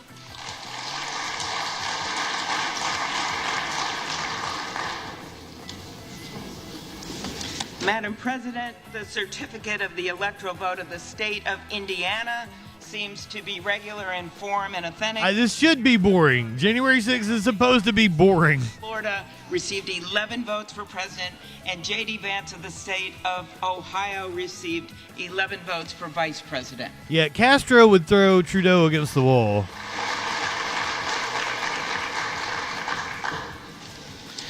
Madam President, the certificate of the electoral vote of the state of Iowa seems to be regular in form and authentic, and it appears therefrom that Donald J. Trump of the state of Florida received 6 votes for president, and J.D. Vance of the state of Ohio received 6 votes for vice president. That's what we find out on this show every night, isn't it, clinically? If you smoke enough weed, anything is funny. Madam President, the certificate of the electoral vote of the state of Kansas seems to be regular in. That should be the tagline for this show. Appears therefrom that Donald J. Trump of the state of Florida received 6 votes for president, and J.D. We're going to change. It's no longer the most absurd news, politics, and current events on the internet. It's if you smoke weed enough, if you smoke enough weed, anything is funny. Madam President, the certificate of the Holiday, good afternoon. of Kentucky Simba, did I tell you good afternoon? and authentic, and appears therefrom that Donald J. Trump of the state of Florida received 8 votes for president, and J.D. Vance of the state of Ohio received 8 votes for vice president. If you're just joining us, this is the joint session of Congress. Going smoothly, we'll only be here another hour or so. Madam President, the certificate of the electoral vote of the state of Louisiana seems to be regular. And I'll probably take a nap before Raw. And it appears therefrom that Donald J. Trump of the state of Florida received 8 votes for president, and J.D. Vance of the state of Ohio received 8 votes for vice president. What a big news day for me to take time off again. The Canadian Prime Minister resigning. Madam President, the certificate of the electoral vote of the state of Maine seems to be regular in form and authentic, and it appears You get a car chase, Simba. D. Harris of the state of California We will definitely make that happen. for president, and Donald J. Trump of the state of Florida received 1 vote for president, and Tim Walz of the state of Minnesota received 3 votes for vice president, and J.D. Vance of the state of Ohio received 1 vote for vice president.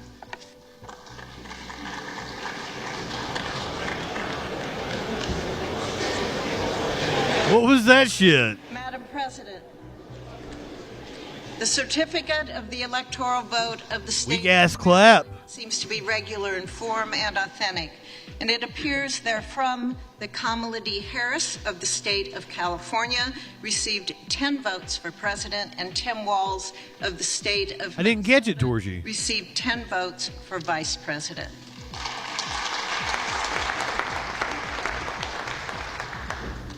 Good, these old fucks. Get out of there, Nancy. Get out of there, Stinny. Certificate of the electoral vote of the Commonwealth of Massachusetts seems to be regular in form and authentic, and it appears therefrom that Kamala D. Harris of the state of California received 11 votes for president, and Tim Walz of the state of Minnesota received 11 votes for vice president.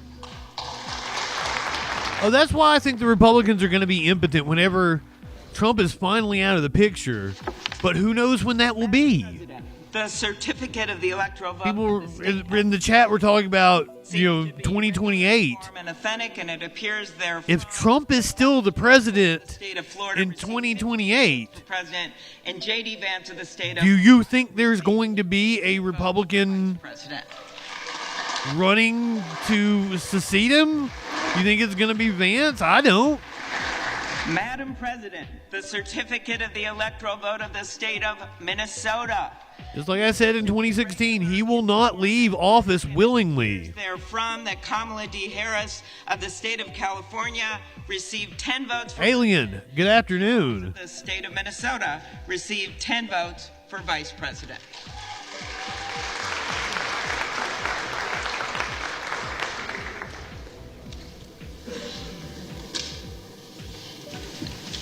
Madam President, the certificate of the electoral vote of the state of Mississippi seems to be regular in form and authentic, and it appears therefrom that Donald J. Trump of Well, I mean, that's the best thing that can happen to Republicans is some sort of natural causes takes Trump out of the picture. Because if he's still the president come 2028, he gonna want to still be the president in 2029. Madam President, the certificate of the electoral vote of the state of Missouri seems to be regular in form and authentic, and it appears therefrom that. So I don't know what they do about that. Received 10 votes for president, and J.D. Vance of the state of Ohio received 10 votes for vice president. But I think with Trump, without Trump, the Republicans get slaughtered. The vote of the state of Montana seems to be regular in form and authentic, and it appears therefrom that Donald Somehow we had this Florida received notion that and J.D. Vance any normal Republican, Nikki Haley, could have beat Biden. I don't think so.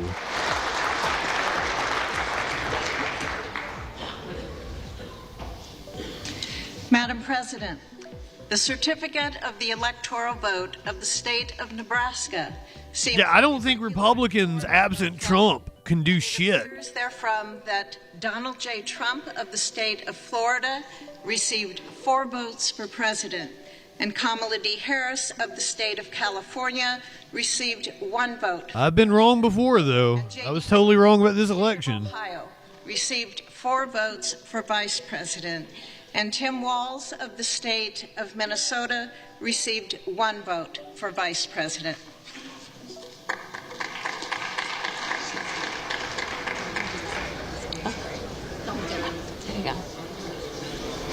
Apparently, most of the Republican caucus hates Trump. Madam President, the certificate of the electoral vote of the state of Nevada seems to be regular in form and authentic. And I mean, that wouldn't shock me at all. From that Donald J. Trump of the state of Florida received 6 votes for president. I mean, we found out about Tucker Carlson. Tucker Carlson hated Trump. Votes for vice Hates Trump.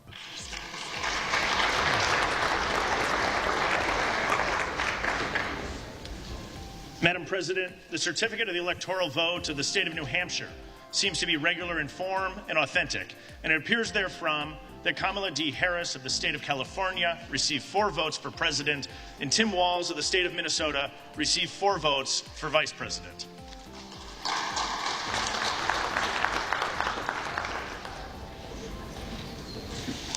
What does this next 4 years look like? The electoral vote of the state of New Jersey seems to be regular in form and authentic, and it appears therefrom that Kamala D. Harris of the state of California received 14 votes for president, and Tim Walz of the state of Minnesota received 14 votes for vice president.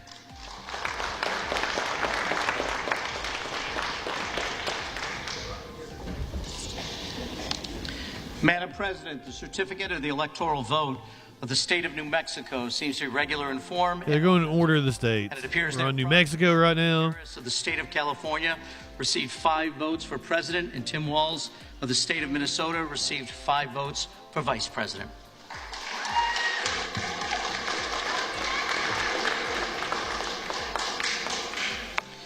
Madam President, Senator Mark Kelly may be a dark horse for 2028 seems to be regular in form and on the authentic. Democratic side. The Kamala D. Harris of the state of California received 28 votes for president. Tim Walz of the state of Minnesota received 28 votes for vice president.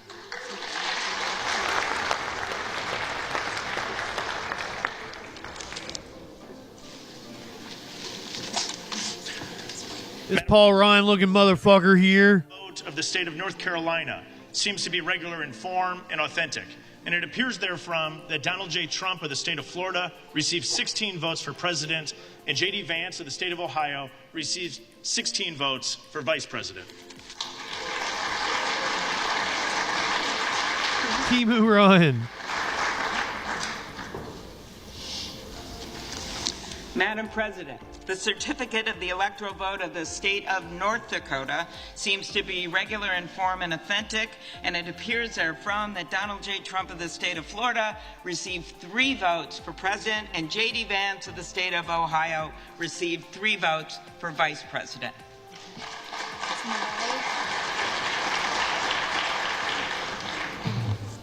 You ready? I thought you said Vance needs to blend his bush. I'm like, why are you looking at Vance's bush? The vote of the state of Ohio seems to be regular in form and authentic, and it appears therefrom that Donald J. Trump of the state of Florida received 17 votes for president. You both noticed it. The state of Ohio received 17 votes for vice president.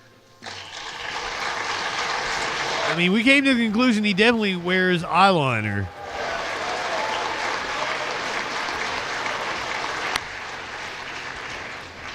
Madam President, the certificate of the electoral vote of the state of Oklahoma seems to be regular in form and authentic, and it appears therefrom that Donald J. Trump Well, Torchy, that just means we had to tell him twice. 7 votes for president, and J.D. Vance of the state of Ohio received 7 votes for vice president.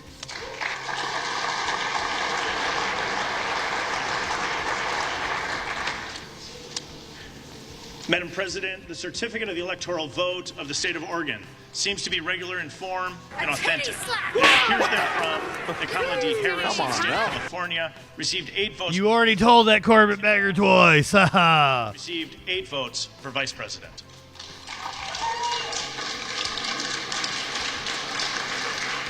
I don't know, Soup. Madam President, It's very pronounced. the electoral vote of the Commonwealth of Pennsylvania seems to be regular. Like, I have nice eyelashes, but they don't look like That Donald J. Trump of the Vance's. state of Florida received 19 votes for president, and J.D. Vance of the state of Ohio received Do you need a close-up of my eyes? vice president.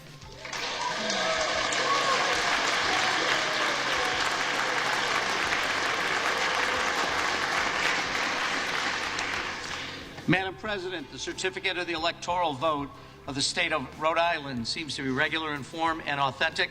That's what my mom always used to say. It's not fair. The state I have such nice eyelashes. 4 votes for president, and Tim Walz of the state of Minnesota received 4 votes for vice president.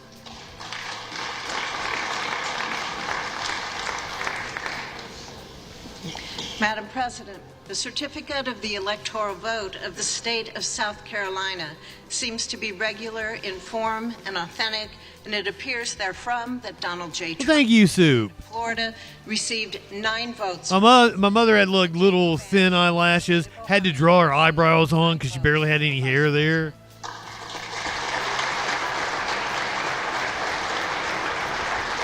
She was very jealous of my eyes. Madam President, the certificate of the electoral vote of the state of South Dakota seems to be regular in form and authentic. And it appears therefrom that Donald J. Trump of the state of Florida received 3 votes for president, and J.D. Vance of the state of Ohio received 3 votes for vice president.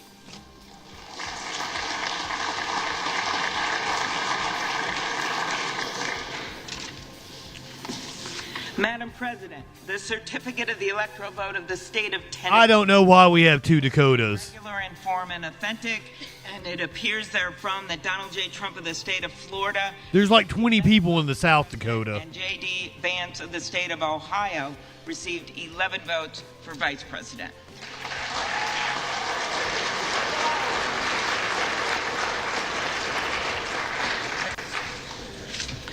Madam President, the certificate of the electoral vote of the state of Texas seems to be regular in form and authentic, and it appears therefrom that Donald J. Trump... Nope. As a Virginia resident, we don't want the West Virginia. Nope. Received 40 votes for vice president. That'd be a big no from us.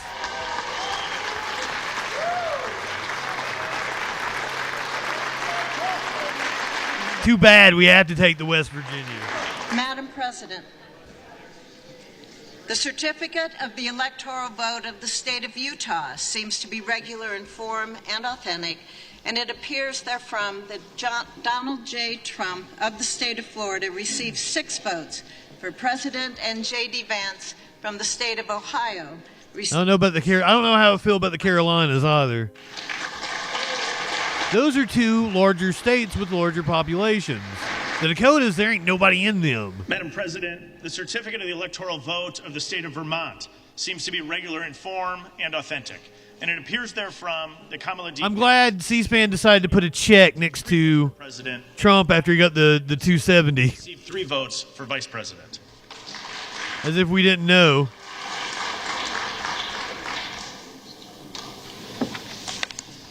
Madam President, the certificate of the electoral vote of the Commonwealth of Virginia seems to be regular in form and authentic, and it appears therefrom that Kamala D. Harris of the state of California received 13 votes for president. Did she say Comedy Harris? The state of Minnesota received 13 votes for vice president. Comedy Harris. That's a Freudian slip. Might as well. The certificate of the electoral vote of the state of Washington seems to be regular in form and authentic, and it appears therefrom that Kamala D. Harris of the state of California Comedy Harris for president, and Tim Walz of the state of Minnesota received 12 votes for vice president. I see now. They're saying Kamala D. Madam President, the certificate of the electoral vote of the state of West Virginia seems Sounds to like be comedy to me. form and authentic, and it appears therefrom that Donald J. Trump of the state of Florida received 4 votes for president, and J.D. Vance of the state of Ohio received 4 votes for vice You president. smoking up weed, anything's funny.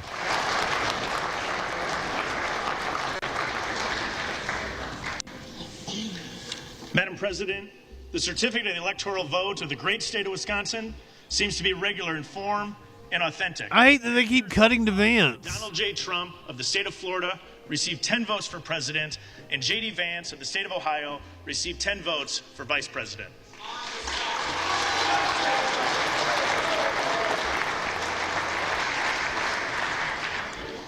Madam President, the certificate of the electoral vote of the state of Wyoming seems to be regular You're coming to the end. and authentic, and it appears therefrom that Donald Any tragedy, a comedy on the Troll Patrol. 3 votes for president, and J.D. Vance received 3 votes for vice president.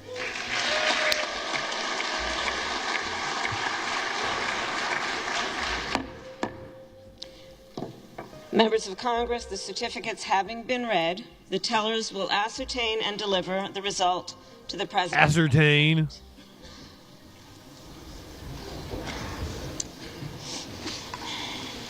The undersigned, Deb Fisher and Amy Klobuchar, tellers on the part of the Senate, and Brian Steele and Joseph Morelli, tellers on the part of the House of Representatives, report the following. Now, clinically, let's not get the feds called on us.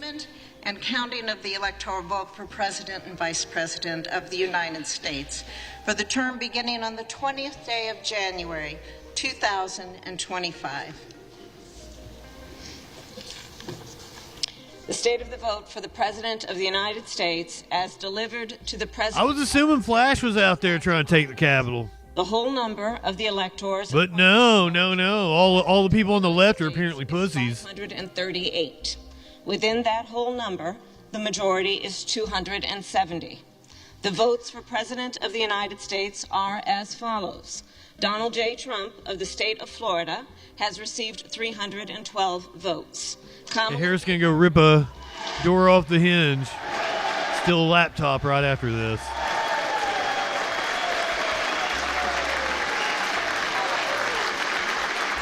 I did a freaking news about January 6th. Watching that footage last night again was, and I saw things I'd never seen before when I was getting footage for my clip.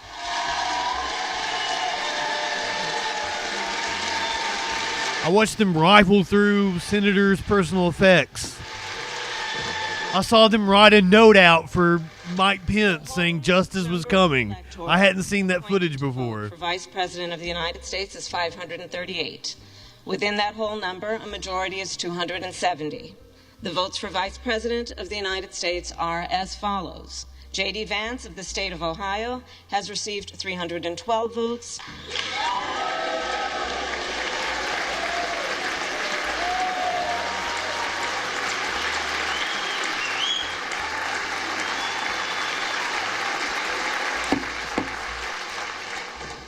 Tim Walz of the state of Minnesota has received 226 votes.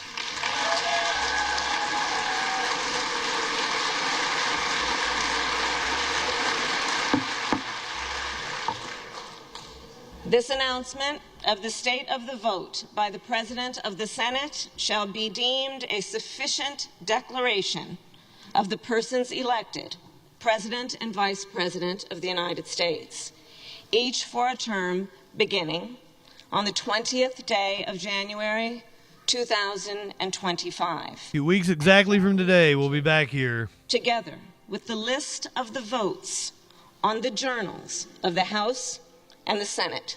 Thank you very much.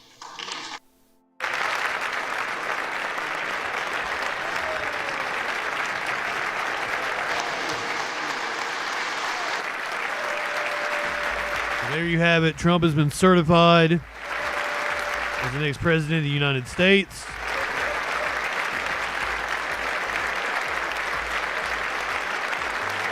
The purpose of the joint Senate having been concluded pursuant to... I don't understand, Roggy. What are you excited about? He ain't going to do shit for you. Congress, the chair... Their very first... dissolved. Thank you. Their very first piece of business, tax cuts for the wealthy. Anonymously, good afternoon.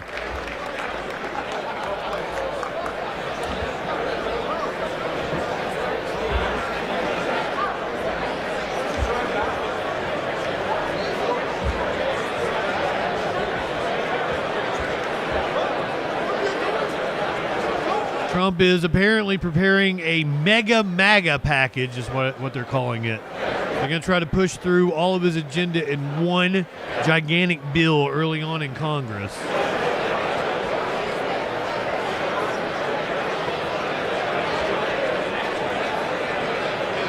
The plan is to cut taxes for the wealthy by cutting Social Security, Medicare, Medicaid.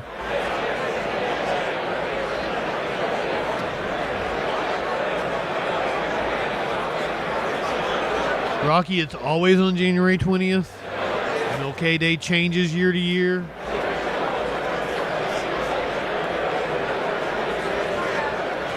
Hasn't always been on January 20th. It used to be in March.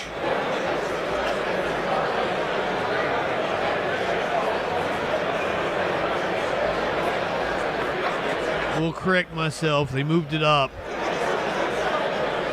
sometime in the 1800s.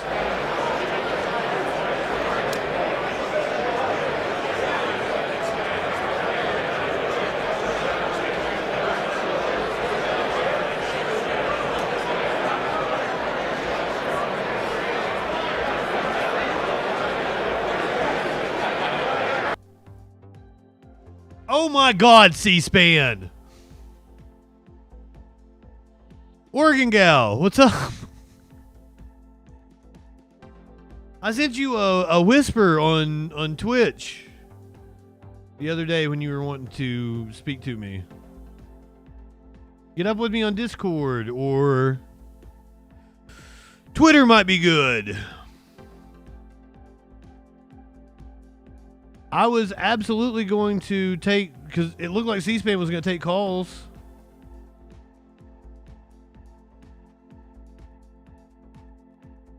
I was hoping for C-SPAN calls.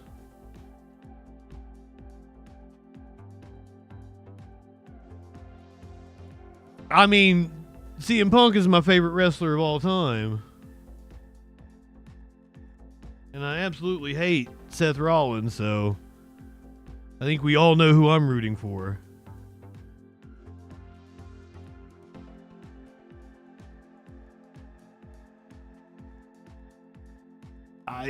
Apparently C-SPAN just like, oh, well, we're gone. Earlier this morning, big news breaking in Canada. And the fact is, despite best efforts to work through it, Parliament has been paralyzed for months after what has been the longest session of a minority parliament in Canadian history. That's why this morning I advised the Governor General that we need a new session of Parliament. She has granted this request, and the House will now be prorogued until March 24th. Over the holidays, I've also had a chance to reflect and have had long talks with my family about our future. Throughout the course of my career, any success I have personally achieved has been because of their support and with their encouragement. So last night over dinner, I told my kids about the decision that I'm sharing with you today. I intend to resign as party leader, as Prime Minister, after the party selects its next leader through a robust, nationwide, competitive process. Last night, I asked the President of the Liberal Party to begin that process. So the process has started. Election will be taking place. I know, like, they didn't announce exactly when the election will take place, but it'll be in the next couple months, right? They happen pretty fast. Unlike here in this goddamn country.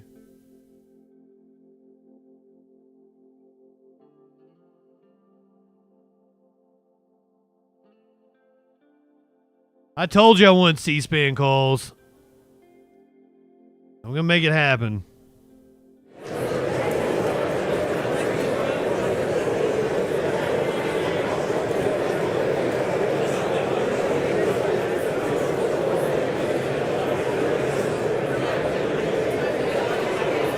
What I do, just went to the television feed. Why didn't I do that originally?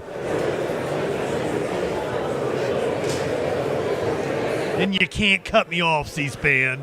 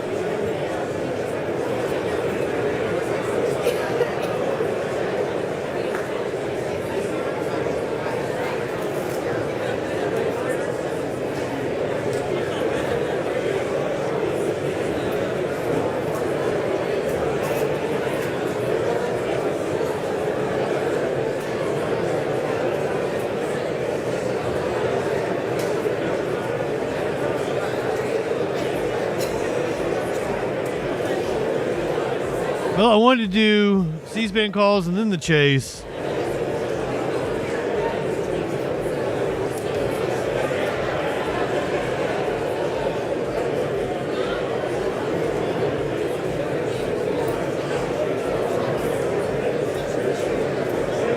come back to C-SPAN here in a little bit. You can see they've got the numbers up. We will be taking calls. Trump certified as the next president will be inaugurated 2 weeks from today on January 20th. We'll be here for that. This was a party bus that was stolen in L.A. Just the possibility that that driver might not have noticed or heard the lights and sirens. I'm just kind of throwing things out there. So we are following this party bus. Those reds and blues in his back, behind him. But it looks like he just kind of got out of the carpool lane, now established in the middle, slowing down some, which is a good sign. Every time these vehicles slow down, you just, like I said, with something like this, you just don't want to see it end poorly. You don't want to see a big vehicle like that colliding with a car and or anything else, even injuring the driver inside that bus. And as far as we know, that's what we were doing just moments ago. I wonder if that's one of the ones that has like that front windshield stripper poles and just grab a gander. And the only thing we can confirm is the top dog limo bus. Right now, though, doesn't look like he's pulling over. That was just wishful thinking. This pursuit continuing. Is there a party in the back? Past Burbank Boulevard, and the speeds seem to be picking up again. Traffic, it's about what you see right there. It's going to be moderate. I would say moderate. It's a lot of cars, but they're all moving at or above freeway speeds. Welcome to California. And, there you go. It's just making its way. Right now, California Highway Patrol, they've been switching it out like we've talked about before. Came into a different division. But those officers, they continue on. One of them staying, and right now being joined by other officers from the West Valley. Okay, hold on. Let's go back to Congress. We got Mike Johnson over here. Sorry. We'll come back to party bus. What's with everybody making jokes about them making their way downtown? Is that a viral fad that's going on?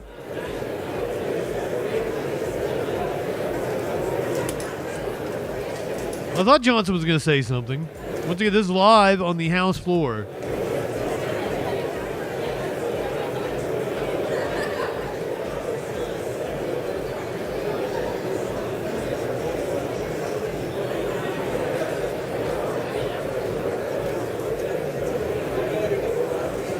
Different members of the House taking pictures with the incoming vice president.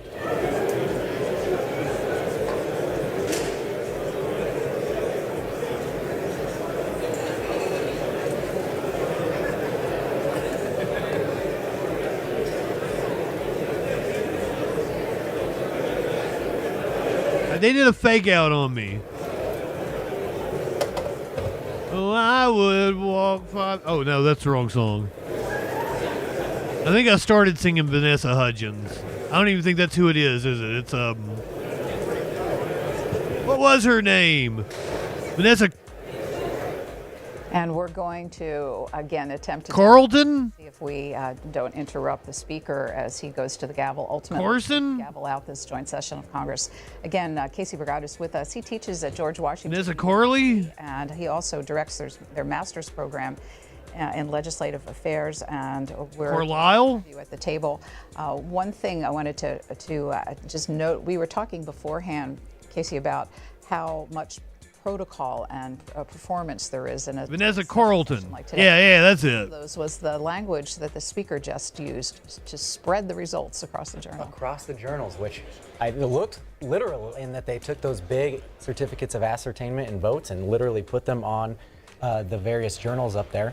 Who knows what's after that, but the Vanessa Williams. What purpose does the gentlelady from Michigan seek recognition? We're just throwing out Vanessa's. By the direction of the House Republican Conference, I send to the desk a privileged resolution and ask for its immediate consideration. The clerk will report the resolution. House Resolution 13, resolved that the following... I ask unanimous consent to dispense with the reading. Without objection, the resolution is agreed to and the motion to reconsider is laid on the table. Trump has been certified. You didn't really miss anything, PP girl. California seek recognition. Mr. Speaker, by direction of the Democratic Caucus, I offer a privileged resolution and... Bagheera, my friend, Vance is going to do what Peter Thiel tells him to do. You idiots sold out the country to billionaires. Resolved that the Mr. following Speaker, I ask members unanimous be- consent that the resolution be considered as read. Without objection, the resolution is agreed to and the motion to reconsider is laid on the table. For what purpose does the gentlewoman from Michigan seek recognition? Mr. Speaker, I ask unanimous consent that when the House adjourns today, it stands adjourned until 11 a.m. tomorrow, January 7th. Without I mean, vice presidents don't do anything anyway. For what purpose does the gentlelady from Michigan seek recognition? Mr. Speaker, Calling the Democrats sellouts is weird. I mean, not that there's not any truth to that statement, but calling the Democrats sellouts and then voting for Republicans. Those opposed? It's fucking stupid. The ayes have it. The motion is agreed to. According to the House, the state Trump was literally financed by 3 or 4 billionaires. January 7th, 2025. The House is adjourned. It's official. Today's House session and joint session is now in the history books. And again, Gorgeous picture of the Capitol with a little snow on the dome. Commitment to coverage of Congress. But now we're going to go to telephone calls for Casey Burgott of George Washington University. And Gina in Long Beach, California, has been waiting patiently. You're on, Gina. Welcome. Hello? Yes, Gina, go ahead, please. Oh, okay. I was calling because I had a question.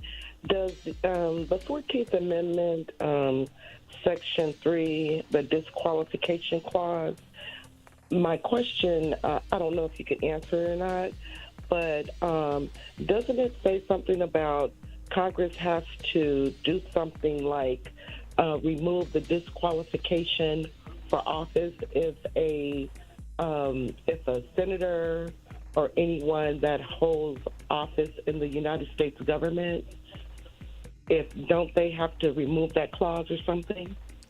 Thanks very much. This question has come up a couple of times in our pre-program. So you want to explain how that process works? There's just a clause within the amendment that says anyone that has committed acts of treason or insurrection against the government can be disqualified from future office. But as we've seen, that is not an automatic clause, that Congress has to take a subsequent action, usually by a vote to deem them disqualified for future office. And as we have seen, President Trump has not been deemed for that, and now he's going to be sworn in again. The Electoral College vote count today took just about 30 minutes. And just to I love the idea that the Democrats have been bought by billionaires. 36 minutes to name Barack Obama. They've been calling for raising taxes on the wealthy. 2 minutes. Meanwhile, Donald Trump literally coming in at the behest of billionaires to cut taxes for the wealthy. Lasted 41 minutes, and then, of course, You're in for a rude awakening, Bagheera. The country is not going to thrive. You're going to look very stupid. Named Joe Biden the winner. Where were you then? Which one? I can show you the data that all the shit you guys have bitched about from 2020 on was pretty much the result of Trump. Was doing some remote. Everything that Trump promoted as he accomplished was just a continuation of the Obama economy. As we have now, and it was just an eerie. Trump is going to come in 2 weeks from now, and he's going to say crime is at historic lows. In Oaks, Pennsylvania, Republican. Hi. Hi there. How are you? Thanks for watching. What's your question or comment? Well, I wanted to say thank you for, showing this live on TV. You're welcome. For C-SPAN, and I do recommend C-SPAN to lots of people across the board, all three, 1 and 2. Oh, great. And then I also Bagheera, thank you for your sub. consider it and show unbiased opinions on it. It's weird for you to tell me to put my bias to the side. Not just one-sided against the conservatives. Okay, thanks for your call, and we're pretty careful about showing both sides. We have individual guests, so any individual program will not be, but over time we do keep a close eye on our balance on this network. Next is a call from Kathy in New Haven, Connecticut. Kathy, welcome to our conversation. Hi, thank you. I'm just wondering, how can someone who has been convicted of a felony... Hi, I'm just wondering, how can someone who's been convicted of a felony... All right, I'm not sure what happened with that call, but we're going to go on to... We heard her. You couldn't hear her, apparently. ...line for others. Hi, Art. Hi, good day. Thank you for taking this call. And I'm also a D.C. resident like the guest here. So I'm thankful for the 23rd Amendment where D.C. gets 3 electors to have the say in the presidency. I wanted to ask about the Electoral College Reform Act, and that was part of an appropriations bill in 2023, and I noted that only a handful of Republicans voted for it. And sort of like the 23rd Amendment, when that came before the Congress and also the states, there were only a handful. It was overwhelmingly adopted, but there was a handful of Republican or conservative-leaning states that voted against it. Wanted to get the guest take on, the Electoral College and Republicans' views. Thanks. Thanks very much. Well, first of all, to Art, thank you for, we left that one item untended in the first section, was when D.C.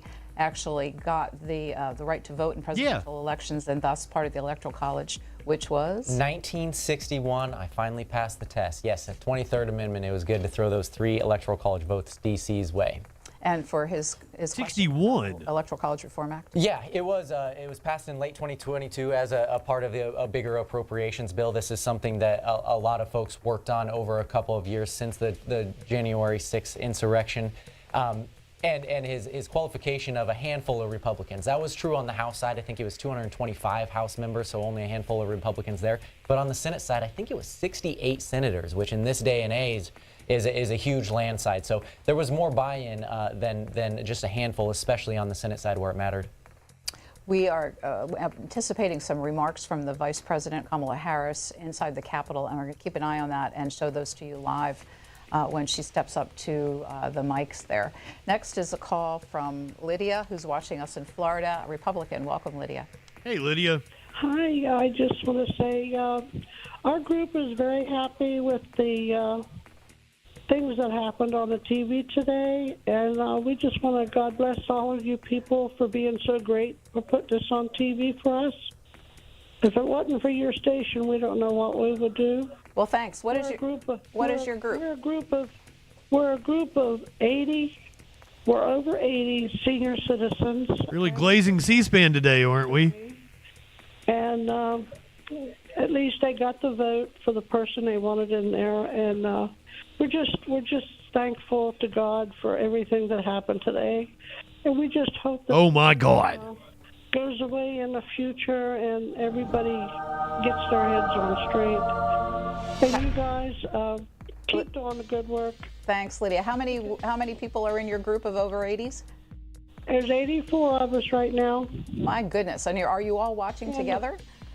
Yes, we are. We're in the clubhouse, and we're all we're mixed. We're mixed people.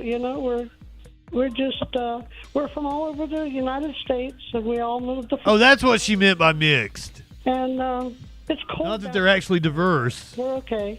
Great. Well, thank you so much for your call.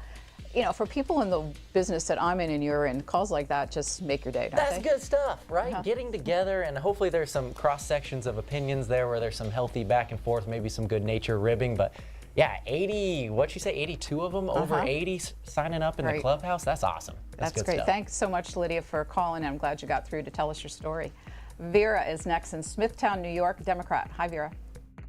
Hi, how are you? Happy New Year. Thank you. She remembers Jim Crow. She does, literally. She's 80. I'm a little bit confused, and I am hoping your guests can clarify. How can today, as of today, how can we say that America is a democratic country when only the Democrats are upholding that rule? Oh, okay. What Donald Trump did on January 6th. And look at the way he campaigned. And look at who is getting to run the White House. Elon Musk is the vice president or whoever. And Vivian Swamy is another one. Vivian. Are calling it a democratic country. Vivian Ramaswamy. Maybe you can clarify for me, because I'm confused. I'll do my best. And the Vivian Ramaswamy, I can't wait till he hears that one. I'm sure that's new to him. But democracy doesn't only exist when you win.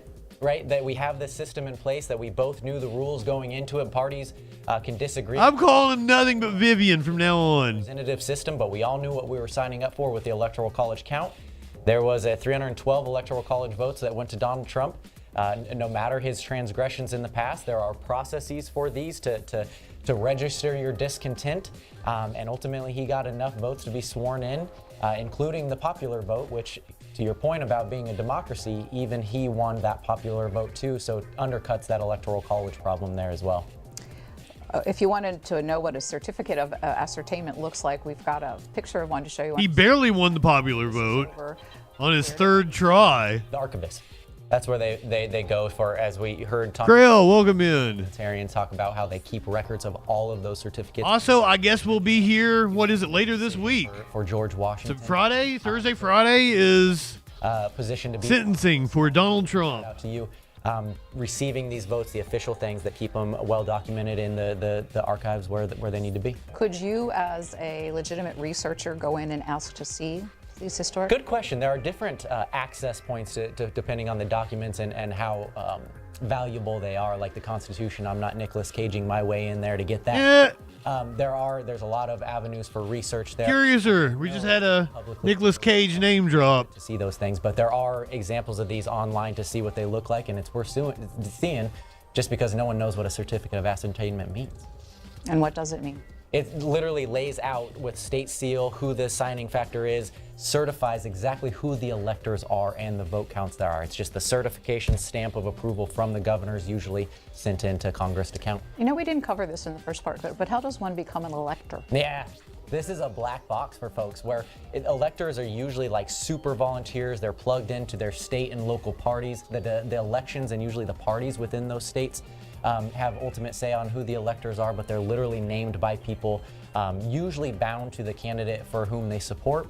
But there are states out there that don't require those electors to be ultimately voting for the president, even though their state vote totals say they are. So it's a black box for folks. Oh, I just noticed that it still says Mr. Justin Freakin on my YouTube. Can somebody click that? Does that work? Vote for the Does that go to my channel still? Mm-hmm. They're called faithless electors? Faithless elected, yes, or boundless electors where you're not. I was able to get the channel name. It's just youtube.com Justin Freakin. I got to drop the Mr. William is in Dallas. Hi, William, on our line for independence. Go ahead. Yes, I was actually a Democrat, but I switched over to other because of awesome against Joe Biden. Thank you, guys. They took our vote away from us, and they took votes away from all the people that voted in the primary. So I cast my vote for President Trump. I do have a question, but I do have a point of contention. There was no insurrection 4 years ago. The fuck? He was charged with the crime of insurrection, and the guest used the word insurrection a few minutes ago. And over a dozen people were charged with seditious conspiracy. Used to be a Democrat. But convicted. My question is it common for members of Congress to skip the inauguration and boycott? Because my member of Congress, Jasmine Crockett, here in Dallas, is not going to show up. She's made that public. And dude, Democrats have Trump skipped the inauguration. And you dipshit. A little bit of a threat of democracy, too, because they were elected to be representatives of the people, and they should do their job and show up. So is that common? It's increasingly common, and to your point about the insurrection, I guess I'll unapologetically say that, given that we live a couple stones throw away from the Capitol and tanks were on our streets. So it felt like one, even if the technical definition doesn't meet your standards. But to your point about a rising tide of members skipping inaugurations, I should note that the former president, Donald Trump, when he lost, skipped the inauguration of his successor, Joe Biden. And there have been an increasing number of the people whose party lost that election not attending as a sign of protest for their presidency. Where I will meet you halfway is saying that it's good to show up even and especially if you lose, right? That the peaceful transfer of power goes on, including the inauguration. And though I didn't vote for you, you are still my president, and I hope we all do well together. Next. Once again, holding Democrats to a standard we don't hold Republicans to. Hello, thank you for taking my call. Excellent coverage on C-SPAN. I have to say, I'm so impressed with your network. Thank you. I'm not. This has been the worst C-SPAN coverage we've had today. Pennsylvania, and I have been. And I love C-SPAN all my life, and unfortunately, back in the prior election, when Biden got elected, and I did vote for him. And mainly my basic news source was CNN. And the misinformation and the snippets that they would show convinced me that there truly was an insurrection, even though I had watched the whole thing. But then, after talking with family, because I'm open-minded when it comes to politics, and I decided to switch my networks to Newsmax and Fox, and then go back to see what the other legacy media, mainstream, was saying. My eyes got wide open, and I am so excited and proud to say that this lifelong Democrat voted straight Republican. You're an idiot. Because the Biden and Harris administration have made our country a disaster. And we now have a new true leaders and a wonderful cabinet pick to make America first again. Wonderful cabinet picks. And I am proud to say that this registered Democrat... It's not my caller. How can I hang up on them? With respect to the other comments I've been listening to regarding the insurrection, I want to make a point. You know, what a lot of people don't realize, because they're watching a lot of the legacy media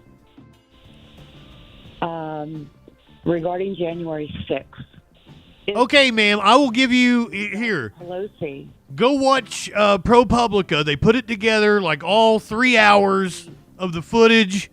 There's no commentary. Just go watch it. To make sure that there's enough, boots on the ground.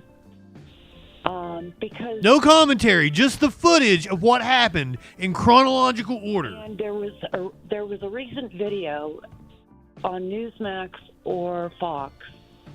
It showed, I think it was her daughter, Nancy Pelosi's daughter, videotaping her in a car. And they were talking about January 6th. Yeah, Mona, I'm going to ask you to really wrap up. We have so many people waiting. What is the point you want to make? I'm sorry. So the point is, Nancy Pelosi took direct accountability and responsibility. She's talking about how, like, we've all, as a country, let ourselves down here. That we are going to get our borders cleaned up. And thank you again for taking borders. The call. And I'm so glad Pennsylvania flipped from blue to red. Thank you again. Thanks for calling. Mona, Pittsburgh, Pennsylvania. You have anything for her? No, just maybe to note that Pennsylvania, obviously one of the swingiest of all swing states, and a lifelong Democrat, proudly going Republican. She obviously wasn't alone, and that's why we saw the results we did on November 5th. So now the work of legislating begins. The new Congress has been... Here's the thing that, like... Majorities on both sides of the Capitol. What does that portend for the desires of the... Basically, Bagheera, I hope you're still in here. I don't have alcohol.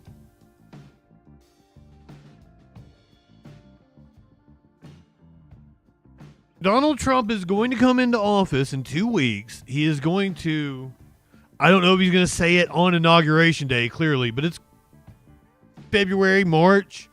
He's going to take the podium, and he is going to take credit for crime being at historic lows, for border crossings being at like a 10-year low. He's going to take credit for GDP growth. He's going to take credit for the fact that we produce more oil and natural gas than any country in the history. The thing is all those things are a fact now. And low information voters like Bagheera, our friend Bagheera here, doesn't understand that presidential policies take 2 or 3 years. So in 2021, when you guys were seeing all that inflation, that was Trump. That was Trump's tariffs on Canadian lumber. That was Trump's tariffs on Chinese steel. And that was Trump's bungling of the COVID public health emergency. All the things that you give Trump credit for, 2017, 2018, how great the economy was. First of all, GDP didn't grow as fast as it did under Obama.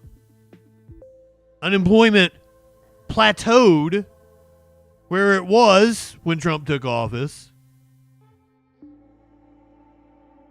And he took credit. He took credit for the 8 years of Obama, who got us out of Bush's mess. The one thing I take solace in with this is that we only had 4 years of a Democrat. Trump is going to come in, and his policies, especially a massive tax cut, slashing what they call entitlements, we'll see a almost instantaneous effect from those. Mass deportations, we will see almost instantaneous effects from those. Not to mention the optics of the fact that there's going to be people in like black vans going and rounding people up on the streets of America, and we're going to leave them in literal concentration camps that they are already building in Texas.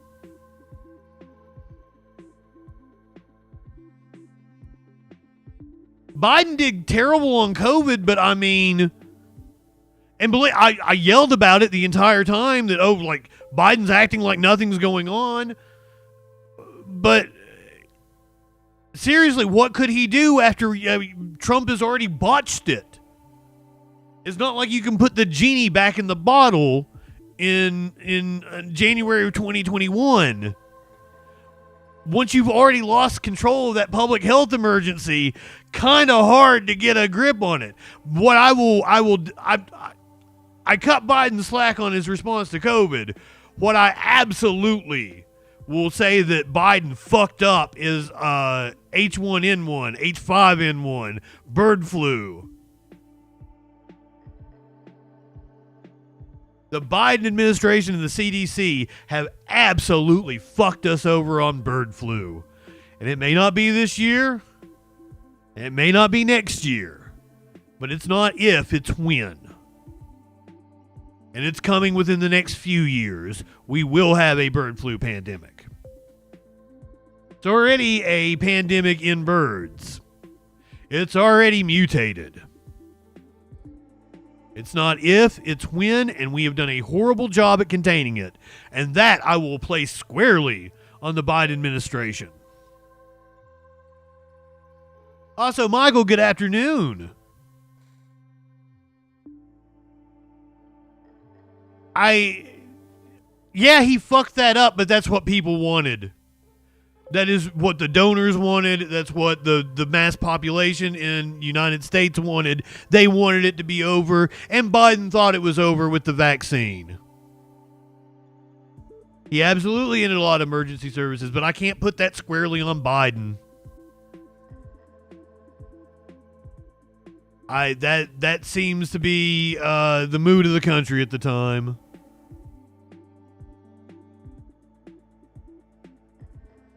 Let's fuck C-SPAN. Let's go back to the party bus chase.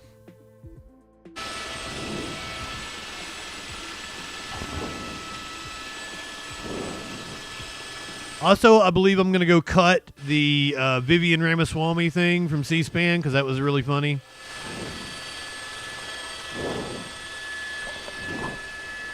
Chris Christie breathing heavily into his microphone. Yeah.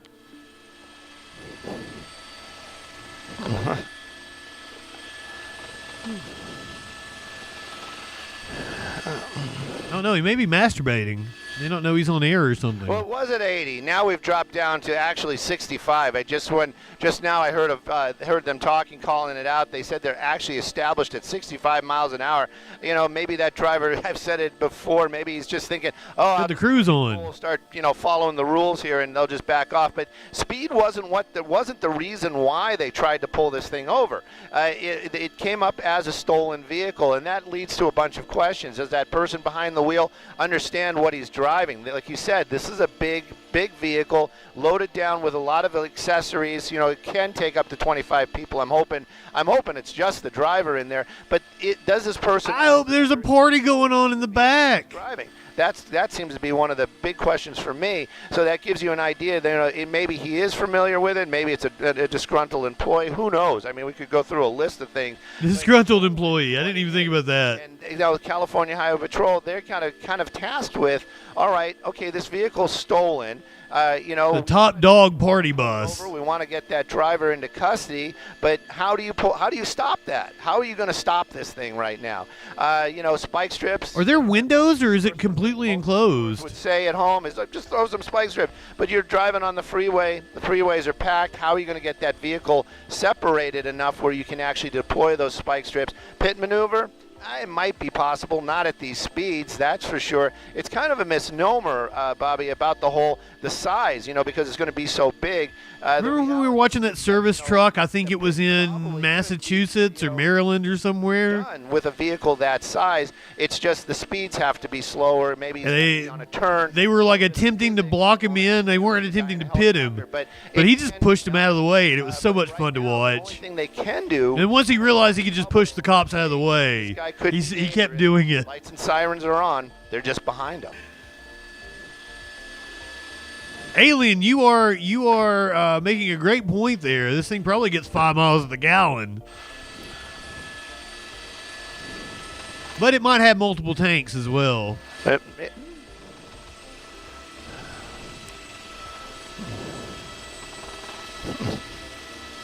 Because the bus is actually, what is that, a Chevy? Like a Chevy 2500 with a... Yeah. Modified cabin attached to it. It does look like it has windows and they're just blacked out.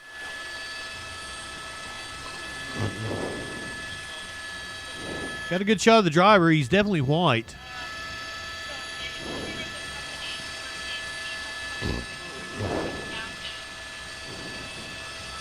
Thank you. Well, Bobby, it's interesting that you're reading our minds. This is what I love working with the family here at Fox. You talk about that. We just got information from this California Highway Patrol helicopter how this thing was found. Apparently, the owner of the company was the one that tracked it down and was actually following it, got a hold of the California Highway Patrol, said, hey, my bus is right here. It is stolen. It's been reported stolen. Come and get it.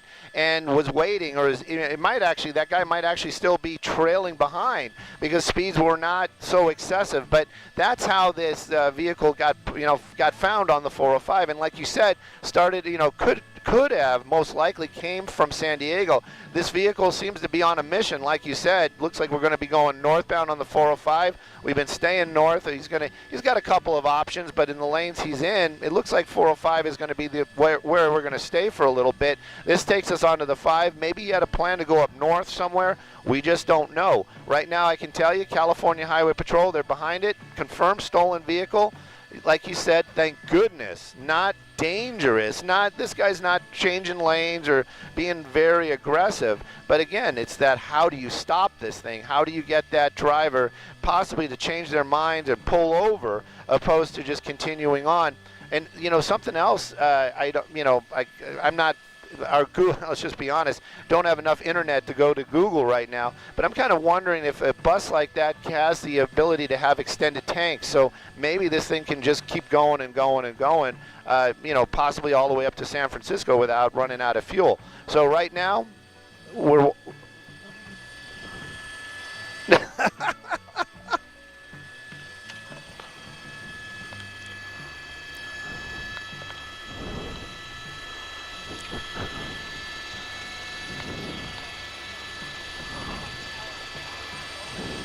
front of.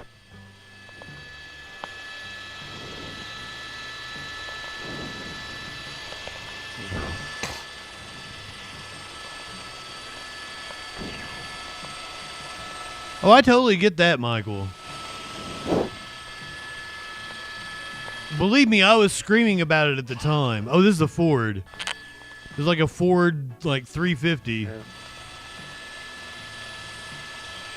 I totally get that, and I agree that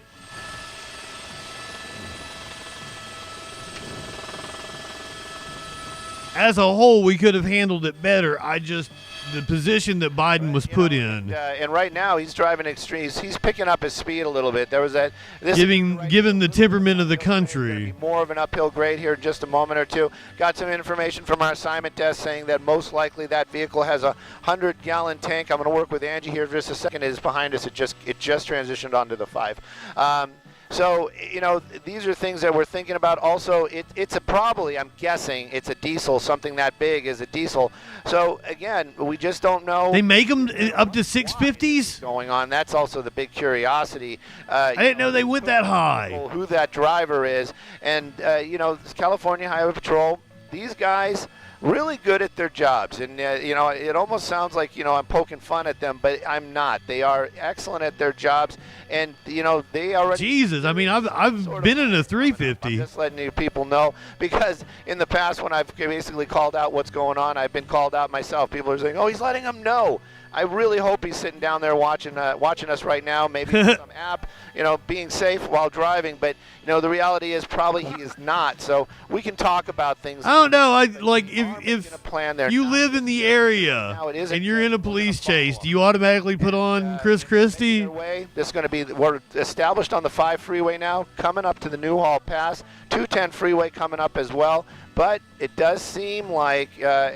he is kind of hanging over there. He could jump onto the 210 at the last moment, but it seems like he's determined to go north, seeing how he came from San Diego. So my guess, staying on the 5, we're going to be coming up through the Newhall Pass. He has that 14 choice coming up as well. But right now, better than freeway speeds is what I can say. That vehicle is moving along at a good clip. We haven't seen him make any dangerous lane changes. And California Highway Patrol, they're making their presence known. So that you can see one of those officers kind of off to the side, another one right behind it. That's amazing, Michael. That plan is basically to kind of let that driver know. Panama. You have several officers back Panama. here. And we want you to pull over. It's one of those command presence type of situations. We're going to watch Van Halen on Live Music Monday here soon. He seemed to look very relaxed behind the wheel, one hand on the wheel, just kind of driving along this afternoon. I wonder if I can find video of the tour where Sammy and Dave great, so you might see that thing slow down. Shared lead singer duties. Continuing northbound, California Highway Patrol, they got their hands full, but they are making some plans, and hopefully they'll be able to execute them, and we'll see how that goes.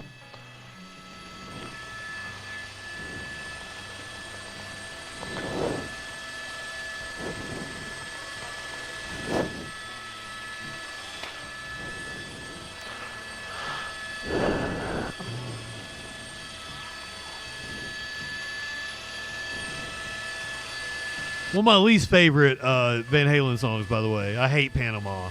I hate Jump. 14. Oh. I'm sorry, guys. Made a quick decision there. Pulled the fake out on the coppers.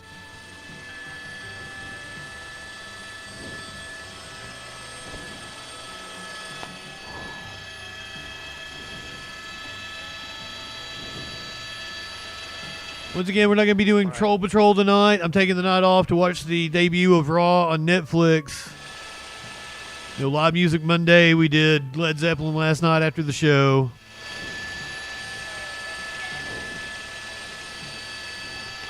Oh, Alien, I used to work for radio stations. I tell you that you made a quick change right there. I worked for a conglomerate of 9 radio stations. I cannot... California Highway Patrol, they've got anything that was played on the radio between like 2000 and 2008, oh my God, I can't listen to it. Anything, because we had every station. Patrol.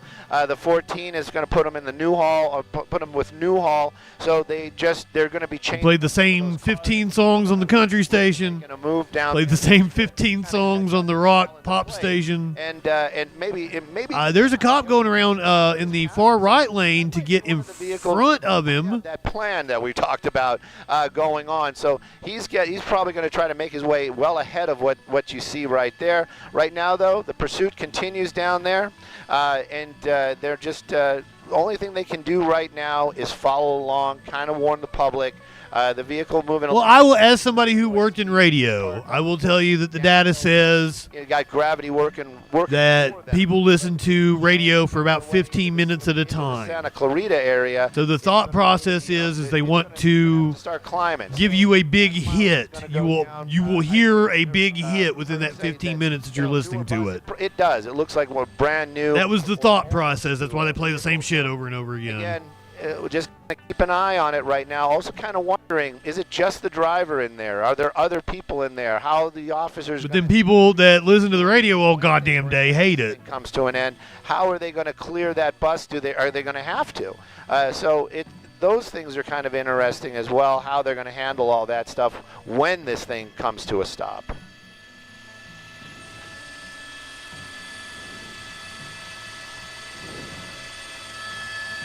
Yeah, fucking France is good about making house calls. God, I wish we had a system like France. But France, they get out in the streets and protest. They burn shit down. They cause a riot. They get what they want. Maybe we get a few more Luigis. We can get some good health care here in this country. I got to refill my tea. I'll be right back.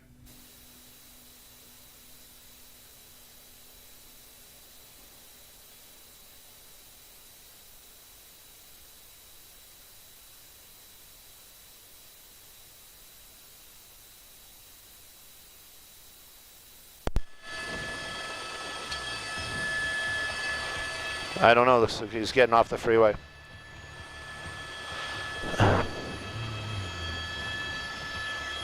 Where's he at?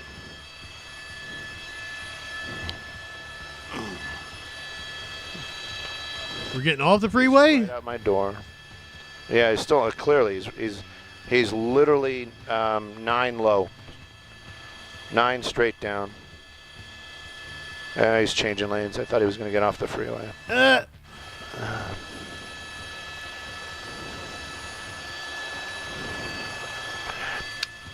Thank you for that. We have some audio issues up here right now. This is where our location. Bobby, I'm sorry. I love the chat. I love the conversation and the throw back and forth. But right now, unable to do that because of the FM radios. I can tell you though, this vehicle continues to move. We were kind of hopeful that because he was way over in the right lane there for a little bit, and was kind of hopeful maybe he's just going to get off the freeway. It seems to be one of those chases where there's a destination. This driver has an idea where he or she wants to take that vehicle. Do they? We understand it started somewhere down in San Diego. The owner of the actual bus or the company was the one that located the vehicle, got a hold of California Highway Patrol. That was somewhere in the Mar Vista area, and then that's where we picked it up as well. And this thing has just been continuing northbound. We were on the 405, we were on the 5, now we're on the 14. Technically still the Santa We do not know whether there are people partying in the bus. Just driving, as we've been saying. It isn't anything crazy dramatic. We haven't seen the vehicle cut anybody off. We haven't seen anything like that. California Highway Patrol, you know, they're behind them. The lights and sirens are going, and it seems to be working. At least it's notifying the public. We've been watching people do the right thing, kind of make their way slowly off to the right when they hear those sirens coming. But that bus, well, it's not stopping. And there's a vehicle there on the side of the road, a California Highway Patrol, and here he goes. Oh! I don't know if we actually saw that, but he definitely did throw the spike strips out there. What a toss. I mean, that was what, 8, 16. Was it successful? Did we get a piece of them? At least he tossed that right when they hear those sirens coming. But that bus, well, it's not stopping. And there's a vehicle there on the side of the road, a California Highway Patrol, and here he goes. Oh! I don't know if we actually saw that, but he definitely did throw the spike strips out there. What a toss. I mean, that was what, 8, 16. I missed it because something's going on with Harris right now. Tossed that spike strip out to try to get it in front of the bus there. I'm not sure if it made contact. I was looking out the window. Apparently, she left the House chamber and is meeting with really couldn't see that. Democrats. Justin, you think he hit it? Okay. So at any rate, he did make that toss. It looked like it got in front of it, but I don't know if they were deployed properly. We'll see pretty soon. We've talked about this in the past. Those spike strips, it isn't like in the movies. The tire isn't going to blow out and, and shred and stuff like that. They're basically little nails that are... They were apparently expecting her to speak. They get stuck up into the tire, and they just let that air out slowly, so that tire deflates slowly, so the driver... he's gonna realize he has a flat tire. It isn't exactly a blowout, but we're gonna keep an eye on the vehicle continuing northbound. Sand Canyon, the next stop up here, but it does almost seem, I don't know if it's the grade. Is he slowing down? It's a flat tire, but it does seem like that vehicle's slowing down as we're making our way northbound, 14 freeway, passing Sand Canyon on a grade. Bobby. Oh yeah, that pissed me off, DJ Dub. If you were with me on election night, you know that take a peek on the other side. I thought it was incredibly rude of her to not come out and address her supporters. Yeah, and my battery's dead. We have a perfect storm of bad today. I'm going to lose my scanner. A perfect storm of bad.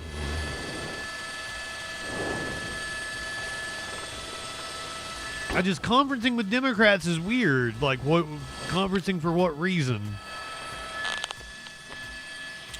My monitor, I can't see anything. You're going to have to tell me. It looks solid, doesn't it? That sucks.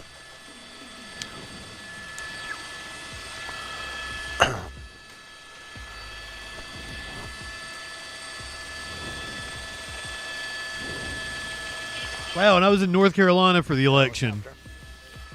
All right. Those few weeks I was living in that apartment in North Carolina was during the election.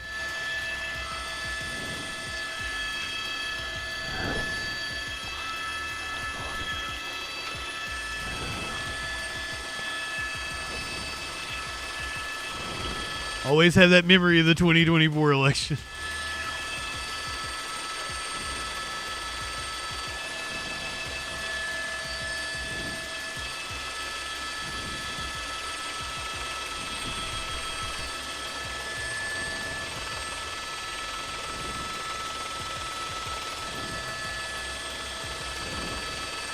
I think they had another unit making its way a little bit more north. He's right there.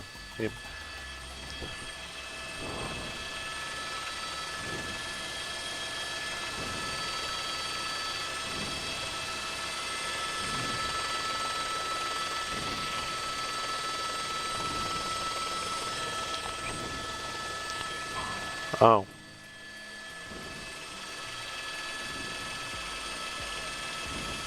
Yes. Yeah, I do.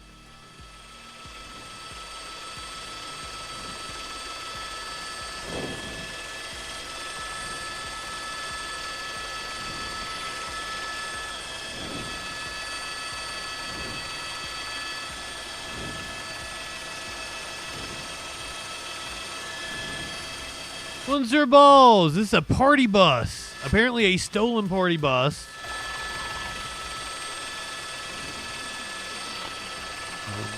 May have a flat front passenger side tire. Wow. We have seen spike strip deployed. We don't know if it was effective yet. We also may get a speech from Vice President Kamala Harris here shortly.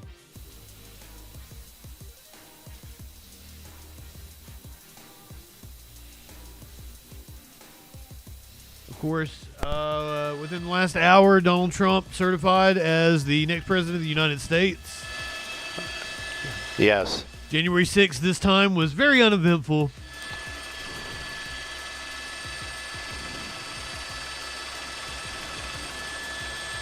Was the boring ceremonial affair it's supposed to be. No, that's the shot I was looking for right there. That was it. That was good, Justin. Man, the California Highway Patrol helicopter. At 3 p.m., they're going to honor the anniversary of. If you're tossing to me, or if I'm cutting you off in the insurrection. Some soundboard will be listening, but California Highway Patrol made has a helicopter. That will still be on. That was the helicopter that we just showed a moment ago down low. The vehicle itself continuing to climb this grade up here at 14 freeway. Yeah, that was one of the executive orders that Biden signed, 3 or 4 days ago? Lighter, but the vehicle not driving any faster. California Highway Patrol, again, like I said earlier on, they have a plan. They're not just going to follow it. They are trying to actively figure out a way to bring this thing to a stop. Right now, though, making our way, you can see it, the number one. Making our way downtown. That bus, it's loaded. It's, the only thing we know is the driver's behind that damn Vanessa Hudgens song. An accomplished driver, meaning somebody that knows that vehicle or understands that, you're driving a 45-foot vehicle that's heavy, or if this is somebody that just has actually stolen that vehicle. You're just saying that because she has a white husband. California Highway Patrol, they might have a little bit better information about what's going on, as in they've been talking to the owner of that company. But right now, I can tell you. Okay, maybe we're live now. Do a stop. Possibly.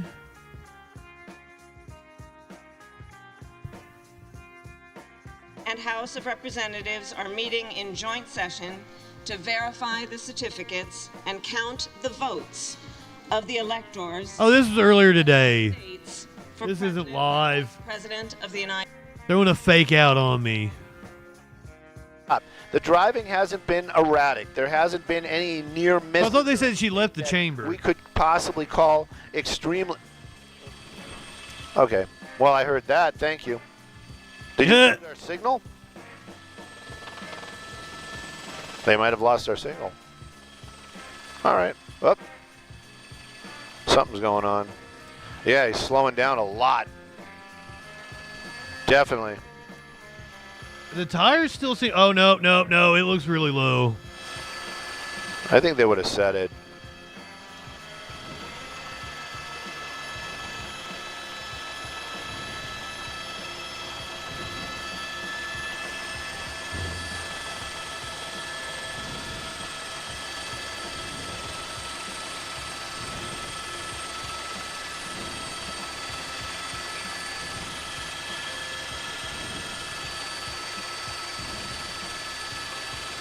Yeah, that right front tire is definitely low. Somebody's talking to me. I can't hear you. If you want me to talk, just say go, go, go, go, go. Go, Chris, go. Was that a go?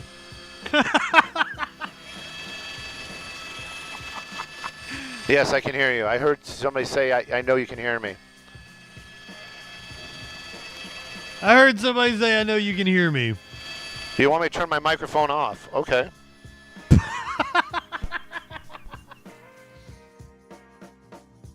Yes, Chris, you're breathing into it really heavy. Yes. Oh, my God. What? He's not live on air. He's just live on the website.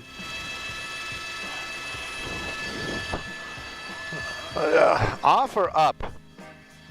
Test, test, test. This actually happened like 2 years ago, so unfortunately, fortunately, Chris still in his job. I can't make out what she's saying. Yeah, okay. Fortunately, because I like Chris. This is not Chris Christie, as in the former governor of New Jersey.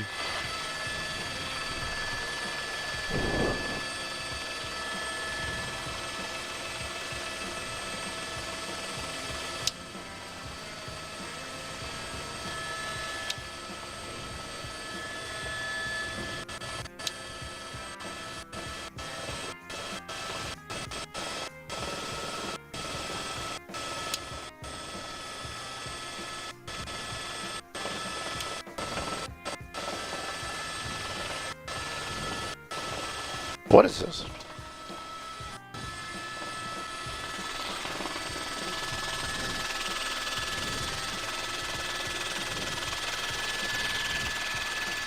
Go in, Torgy. We're actually passing the California Highway Patrol at the bottom. Hopefully we've seen the last of Chris Christie, but they still bring him on to like MSNBC and shit, don't they? Company. I'd be happy if I never saw that motherfucker again. Yeah, that's what I'm thinking. Yeah. Right?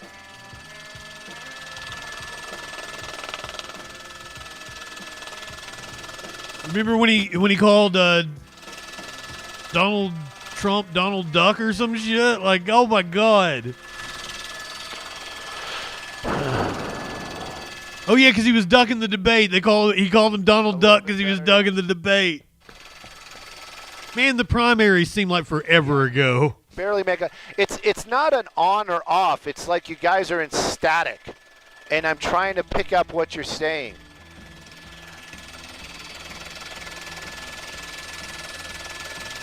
Okay, if I hear you, I'll start talking. No doubt about it. You're welcome.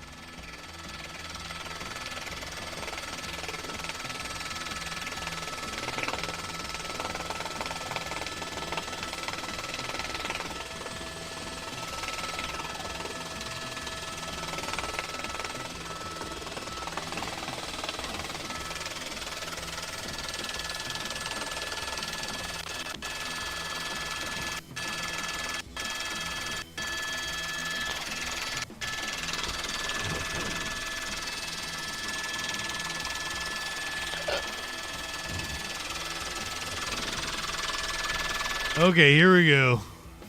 You may not want it, but I'm going to make you take it. What the American people should be able to take for granted, which is that one of the most important pillars of our democracy is that there will be a peaceful transfer of power. And today, I did what I have done my entire career, which is take seriously the oath that I have taken many times to support and defend the Constitution of the United States, which included today performing my constitutional duties to ensure that the people of America, the voters of America, will have their votes counted, that those votes matter, and that they will determine then the outcome of an election. That explains it. I do believe very strongly that America's democracy is only as strong as our willingness to fight for it. Every single person, their willingness to fight for and respect the importance of our democracy. Otherwise, it is very fragile, and it will not be able to withstand moments of crisis. And today, America's democracy stood. Madam Vice President, what's next for you? You've been watching live coverage. Madam President, the certificate of the electoral vote. So they cut into the replay of the certification. Regular and foreign. Those brief words from Vice President Harris. Back to the party bus.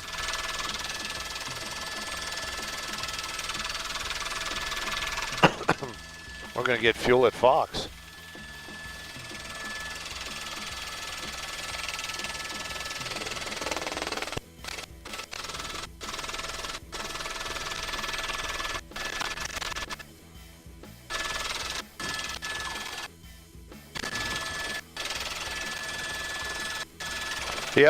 Yep, there is. Here comes another spike strip. I'm telling you, don't worry about it. And no, they didn't do it. Nope. I don't know why. He just went right by it. It was the SUV and a motorcycle cop. I don't know.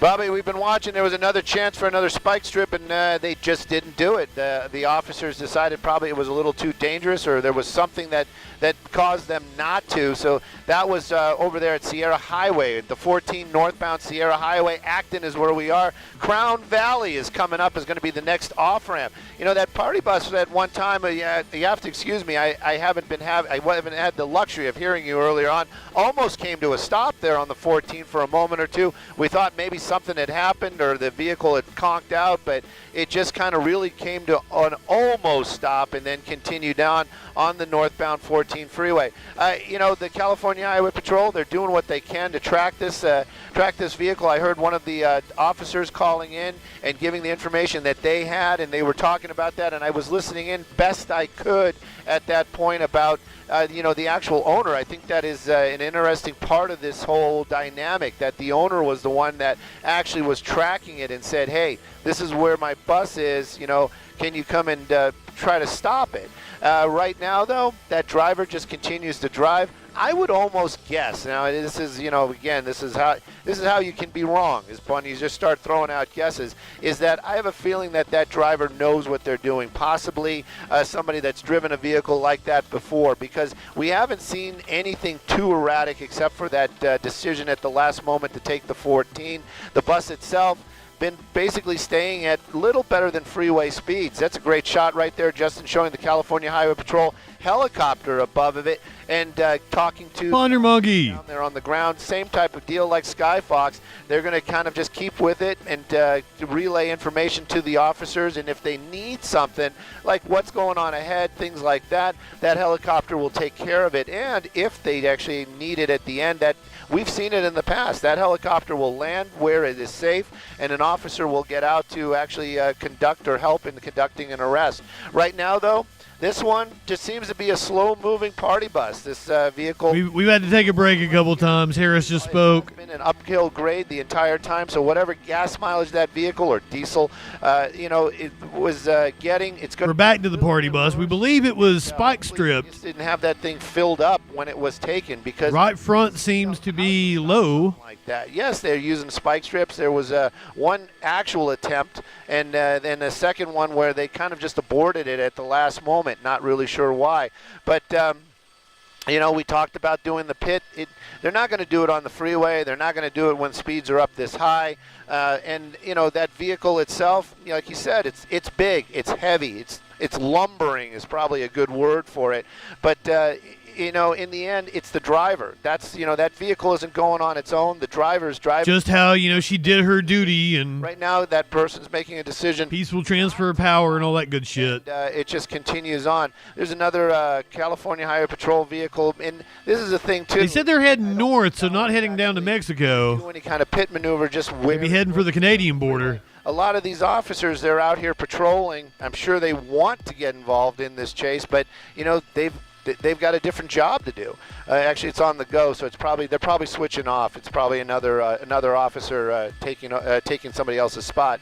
But again, this is just going to go till it stops. I know that sounds... It's going to go until it stops. I'm trying to be funny or poking fun at it, but it's the truth with this one. That's a big... I love Chris Christie. Trying to get those spike strips ahead of it. The driver's the one that's going to make that decision to bring it to an end. But right now, that driver just continuing to go and go. He's going to enjoy his last couple of moments of freedom, because when it's over, he's going to go in handcuffs, and hopefully he's going to go in the back of a police car and nothing else. Right now, though, this is just... Oh, she was very petty when, we're making our way. She was taking a picture with Bernie Sanders the other day. Downhill, so whatever he lost in gas mileage, he might gain here in a little bit. Bobby?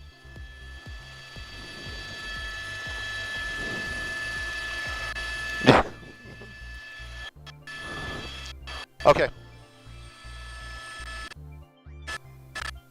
And I'm not all upset about what she said to Bernie like other people are. That people made a really big deal about it. She was just joking. That's her sense of humor, and she's right. Bernie doesn't do what he's told, which is why we love him. Wow, he was low over those wires. Maybe if you had balls like Bernie, you'd be president-elect right now, Miss Harris. T-minus. To Bernie, she just said something about you like... I don't want to cut off down. You never stand where people tell you to, or you never do what people tell you to, or some shit like that. Yeah, we're going to lose IFB again. We're going to lose our signal altogether. Oh, please don't. We want to know what happens to the party bus. Yeah.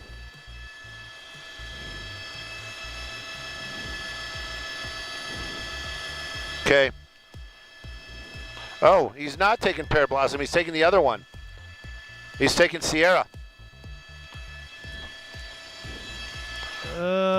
Sticking behind the... This would be a good place to take it down. Throw some spike strips in front of it. Box him in. They could have, you know. Yeah. I don't know. Yeah, it looks like he's on the wrong side of the road.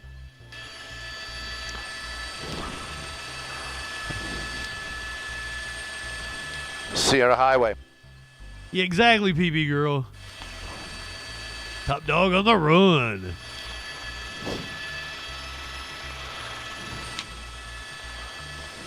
They're probably going to try to do something to end this. While he's on a state or county road here.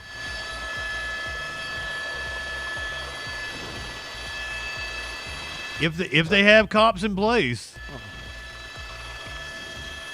Yeah, he's been heading north for about 20 minutes.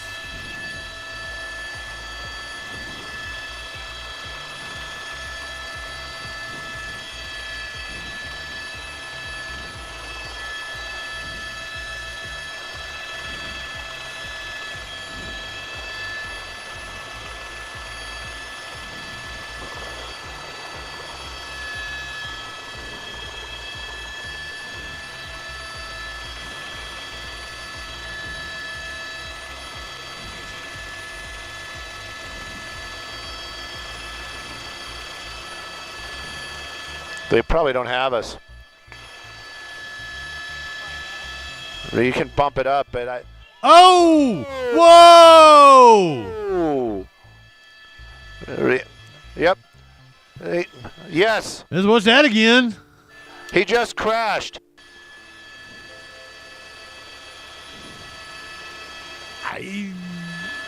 How'd you do that, bro?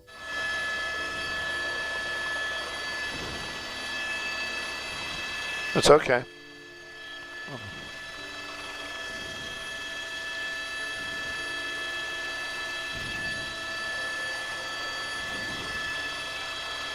Oh yeah, it'd be a wonder if that thing could still move. We got clear road all up ahead of him.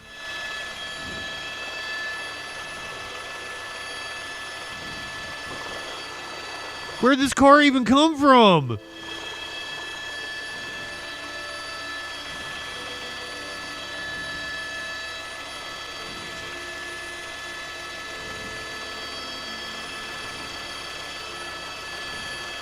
They probably don't have us. You can bump it up, but I... Whoa! Oh. We can't really tell because they were zoomed in so much. Yep. Yes.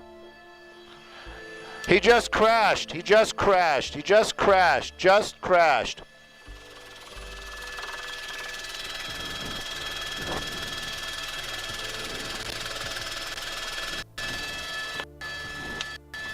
Yep. Yeah, that's a fucking hard hit for the person in the car. Orbit.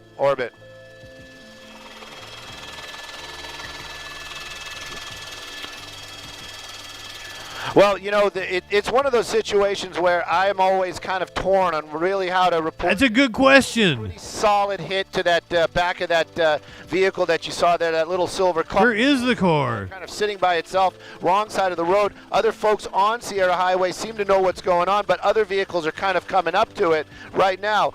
And what's going on right now is the driver's door is open, so I'm thinking that driver's just going to kind of give himself up after realizing what just happened here. Don't know why that really happened. I mean, that all the vehicles were moving, you know, pretty along at a pretty good clip.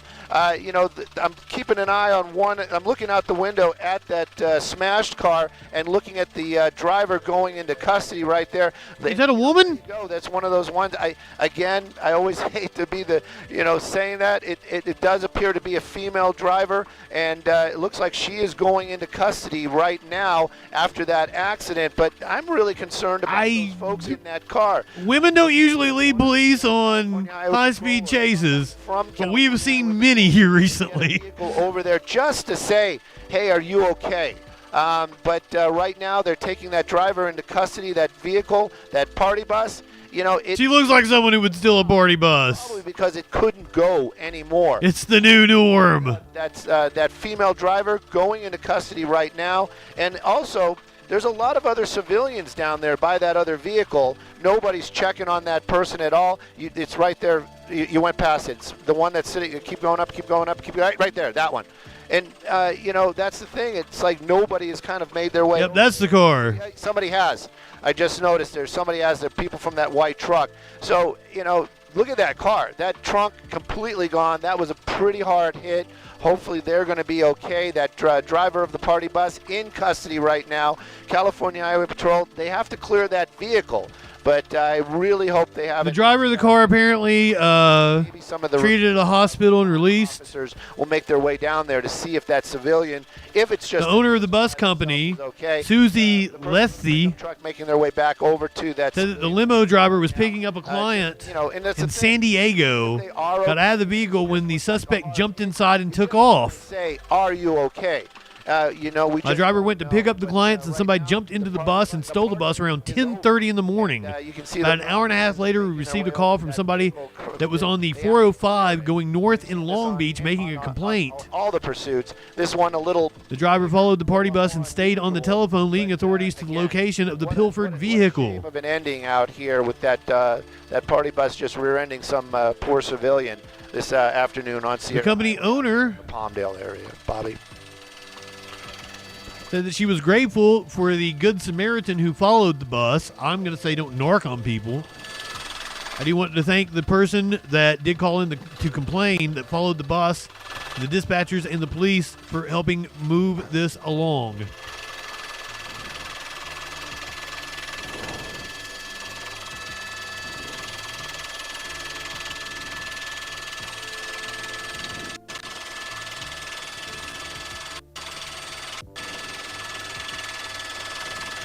Yeah.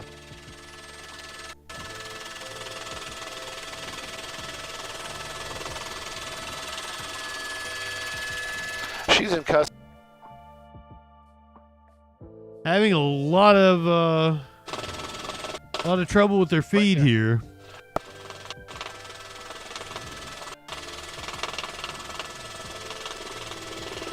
I guess that's about all we can tell is that somebody stopped to pick up clients for the party bus in San Diego. You know, anytime it ends with something. And this woman stole it and drove it all the way up to L.A. It's always tragic. Hopefully, and we know that there's no loss of life here, but the driver of that vehicle, thank goodness some of these motorcycle officers made their, one of them at least, went over there to make sure that that driver is okay. You know, and that is really important to see that. There's communication going on right there. You can see the driver of the vehicle talking. So these are all huge pluses, but you can see what a hard hit that was. I mean, the entire back of that car, the trunk area completely gone. The party bus damaged to the point where it can't go. Hopefully she got to do a little partying. Took out the radiator and etc. But you know, it's just. I'm going to assume it had multiple gas tanks. She made it from San Diego all the way up to L.A. And it's so hard to find out. But why? Why did that person take that bus? Why? That's what we want to know. I'll go on this ride with them, and to have it end with something like that. I'm still watching over at the party bus. The drivers definitely in custody. Officers are walking around Sierra Highway. That's going to be a little bit of a different thing. They're probably going to get this cleared shortly, but I would say probably, you know, no movement east or west out here until. You know, they have at least those vehicles off the roadway, and I do know that county fire has been called, but you know, we're in a spot right now that it's not that convenient for them. It's going to be a minute or two before paramedics make their way over here. So, and again,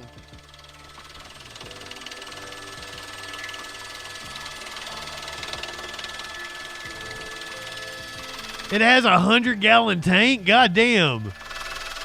Yeah. Absolutely on. About right here. Unfortunately, they zoomed in on the bus, so we don't really see, because it's fucking clear in front of it right here.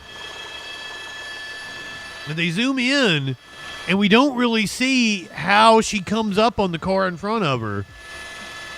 I mean, it's a woman driver, so what? God damn it! Cancel Justin. Don't have us. You can bump it up, but Ooh, she went off the road there too. Ooh. Yep. Yes. He just crashed. He just crashed. He just crashed. Just crashed.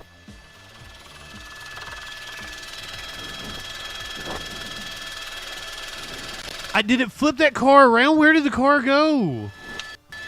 Yep. Orbit. Well, he didn't know yet.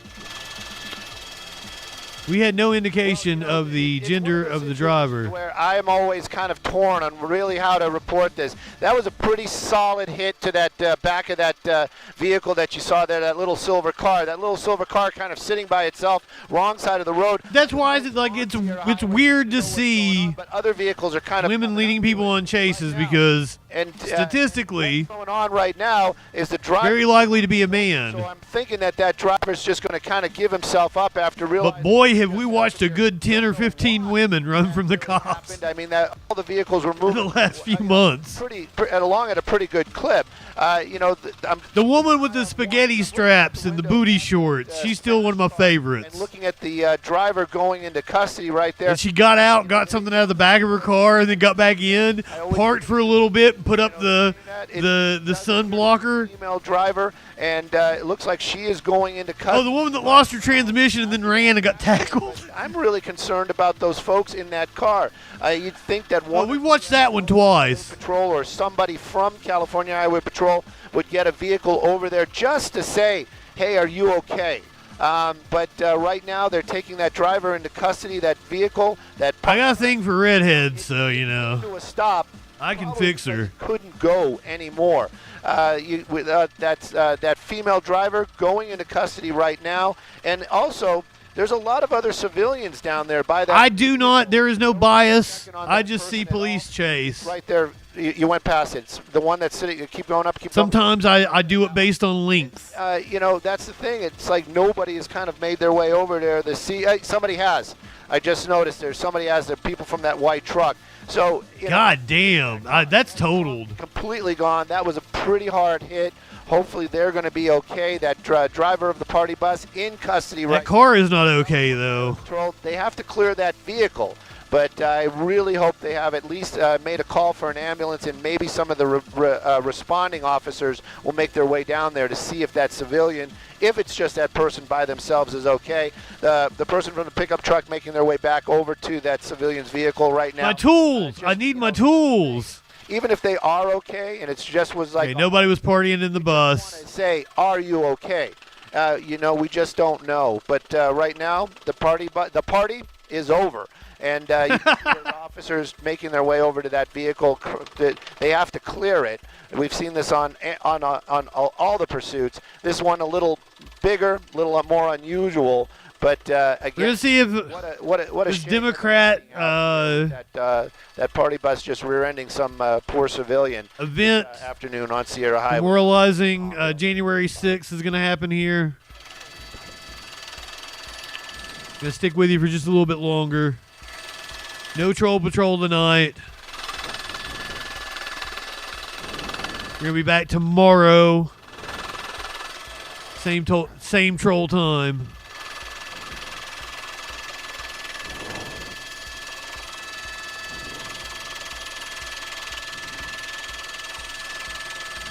So I'm taking the evening off. No live music Monday. No troll patrol tonight. Let's watch that crash again. Yeah.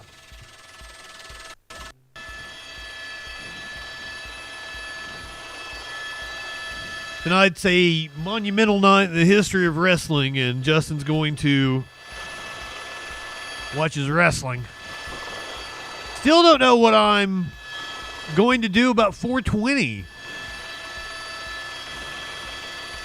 420 is the 5th anniversary of the Troll Patrol, and usually I stay on, do 420 all across the country. WrestleMania They probably is on 420 this year. Do you have a preference? Which one you want? You can bump it up, but Whoa! Whoa! God damn. Do you have a preference on cat? Yep. Yes. I see two of them. He just crashed. Smokey and Socks are both handy. I think Maynard is under the bed. All the cats. I'm going to grab a Smokey. Yep. Orbit.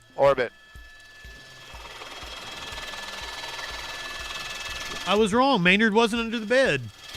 Well, you know, it's one of those situations where I'm always... He's very unhappy I grabbed him, though. Report this. That was a pretty solid hit to that back of that vehicle that you saw there, that little silver car. That little silver car kind of sitting by itself, wrong side of the road. Other folks on Sierra Highway... Oh, man, I figured... But other vehicles are kind I figured Boss Man would be in the Rumble, and he didn't end up being in the Rumble. The driver's door wasn't in the Rumble. So I'm thinking that driver's just going to kind of give himself up after realizing what just happened. My apologies on that. That really happened. I mean, that all the vehicles were moving, pretty along at a. So we're apparently waiting for a event held by Democrats. That smashed car and like a remembrance for January 6th. Right there, there you go. That's one of those ones. I always hate to be the, saying that it does appear to be a female driver, and it looks like she is going into custody right now after that accident. But I'm really concerned about those folks in that car. You'd think that one of the California Highway Patrol or somebody from California Highway Patrol would get a vehicle over there just to say, hey, are you okay? But right now they're taking that driver into custody, that vehicle, that party bus. It came to a stop probably because it couldn't go. C-SPAN showing the funeral for that female driver. Live feed of Jimmy Carter. And also, there's a lot of other civilians down there by that other vehicle. When's the funeral? The funeral is right there. You went past it. It's the one that's sitting. Keep going up. Right there. That one. That's not the funeral. That's the thing. It's like nobody has kind of made their way over there. Somebody has. I just noticed there's. Does anybody know when the funeral is being held? So, Oh, the funeral service is Thursday. Completely gone. That was a pretty hard hit. Hopefully they're going to be okay. That driver. Apparently Trump will be in attendance. Right now, California Highway Patrol, they have to clear that vehicle. But I really hope they have at least made a call for an ambulance, and maybe some of the responding officers will make their way down there to see if that civilian, if it's just that person by themselves, is okay. The person from the pickup truck making their way back over to that civilian's vehicle right now, and that's the thing. Even if they are okay and it just was like a hard hit, you just want to say, are you okay? We just don't know. But right now, the party is over. Those officers making their way over to that vehicle, they have to clear it. We've seen this on all the pursuits. This one a little bigger, a little more unusual. But again, what a shame of an ending out here with that party bus just rear-ending some poor civilian this afternoon on Sierra Highway out here in the Palmdale area. Did you say ended a poor civilian? What?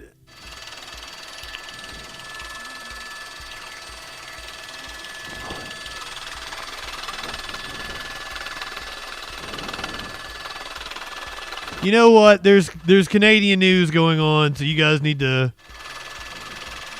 have a Canadian walk you through it. I'm not seeing C-SPAN go live with a Democrat event here.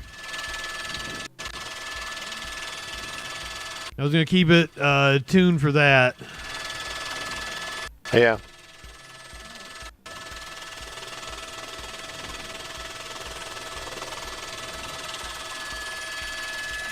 She's in custody.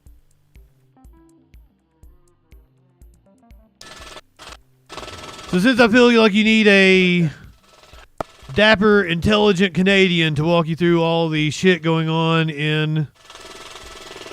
Oh, here is the Democrat remembrance shit, actually. Whether we're carrying a camera or a microphone, whether we were in uniform, protecting those whom we serve, whomever we were, whomever we find ourselves to be today, we ask that you would in some way transform our memories, that the blessing that we would have would be to be the reminder of the calling So it was like just a little prayer thing. to serve you carefully and faithfully, to deal with all that comes across the threshold, enemies within, enemies from without, our own country. I'm going to send you to Canada. Pray then that we would serve you now even more carefully, even more specifically intending I believe this is the house chaplain. to preserve all that you have given us, this experiment that is so precarious, that in this we would be the strength, the foundation to our future. May these memories only strengthen our fortitude to serve you then, from now and always. It's in the strength of your name we pray. Amen. Amen. Well, thank you, Madam Chaplain. And first, in just accordance with your prayer, we remember all of those who were hurt, even lost their lives as a result of what happened on January 6th, 4 years ago, 2021, and pray for them and their peace. We also thank our first responders who executed things so bravely that we were able to restore government and count the electoral vote on that same day and the next evening and the next night so that we could get this done. But we're also here because we must never forget. Right in this area is where the people who sought to intimidate and even use violence to overturn our government breached the Capitol walls and the Capitol barrier. Shit on the walls. People who want us to forget, who want to sweep it under the rug, who want to change the story. We will never forget. We cannot forget. Because democracy is both sacred, its roots are deep, but at times, rare times, but certain times, it can be fragile. And we saw the fragility that day as people marauded through the Capitol. Marauded. Congressmen and senators to be locked in. Love that word. Or sit under desks. I was ushered out the Senate chamber. We walked through a corridor, and I was within 20 feet of people who might have done harm to me had the brave police officers who were with me hadn't turned me around. We hope also we serve as an example to our Republican colleagues. We are not election deniers. We lost the election, we regret it. But do you? We believe in the strength of our democracy. I honestly don't think you do regret it, to be honest. You roll up your sleeves and try to win the next one. You don't deny that you lost and encourage people to do bad things because you did not want to admit, any person did not want to admit that they had lost the election even though the facts were overwhelming. And we hope our Republican colleagues will see this and never... I didn't know Fabulous streamed. No idea. Some people some Republicans stood up. But we hope that they will see what we are doing. We'll fix that right now. Allow, encourage. We'll fix that right now. What happened to Oh shit. Don't deny and stop denying what actually did happen. We need future generations to look at history and see what happened, see the fragility of democracy, the need for democracy, and follow our example, which we think is the right example. Or she might have just got off. Thank you, Leader Schumer. Thank you, Chaplain Kibben. January 6th, 2021 is a day that will forever live in infamy. The violent mob attacked the Capitol as part of a concerted effort to halt the peaceful transfer of power in the United States of America for the first time in our history. Thanks to the bravery, courage, and sacrifice of heroic police officers and the law enforcement community, the effort to overturn the results of the 2020 presidential election was unsuccessful. I was going to send you to the serfs, but unacceptable and un-American. We'll do Peace Fire now since they're having a whole meeting of Canadians over there. to the law enforcement community and the heroic police officers for defending the Capitol, the Congress, the country, and the Constitution on that fateful day of January 6, 2021. We will never forget their service and their sacrifice. We must always... Kitty looking out the window. Oh, you can't even see him. Today, the peaceful transfer... Tried to show you. ...will serve as... Maynard looking out the window, enjoying the snow. ...move forward. I'll completely fuck the camera up.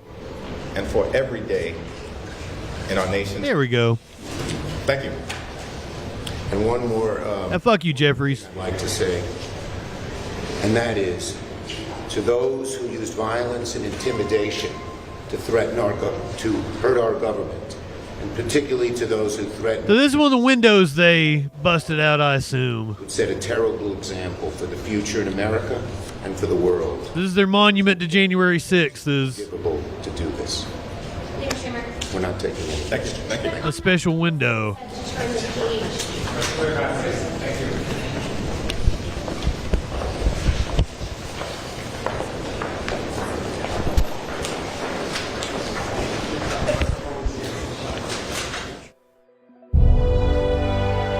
There you have it. Jimmy Carter, the 39th President of the United States and the nation's longest-lived leader, passed away last month at the age of 100. Join C-SPAN for live coverage. If you are watching on Twitch, you're going to head over to Peacefire now. They got a whole DC, where he'll group with Igloo, Mabel Takes, Fabulee, good people over there. The public will again have the chance to honor him on Wednesday as his body remains in state at the U.S. Capitol. I will not be here with you tonight. National funeral service. I will be watching wrestling. National We'll be back tomorrow night for the Troll Patrol Live. So go ahead, light one up. Oh, yeah, I can't say that in the middle of the day, can I? So I'll close with what I usually say on stage when I'm doing stand-up. Don't do anything I wouldn't do.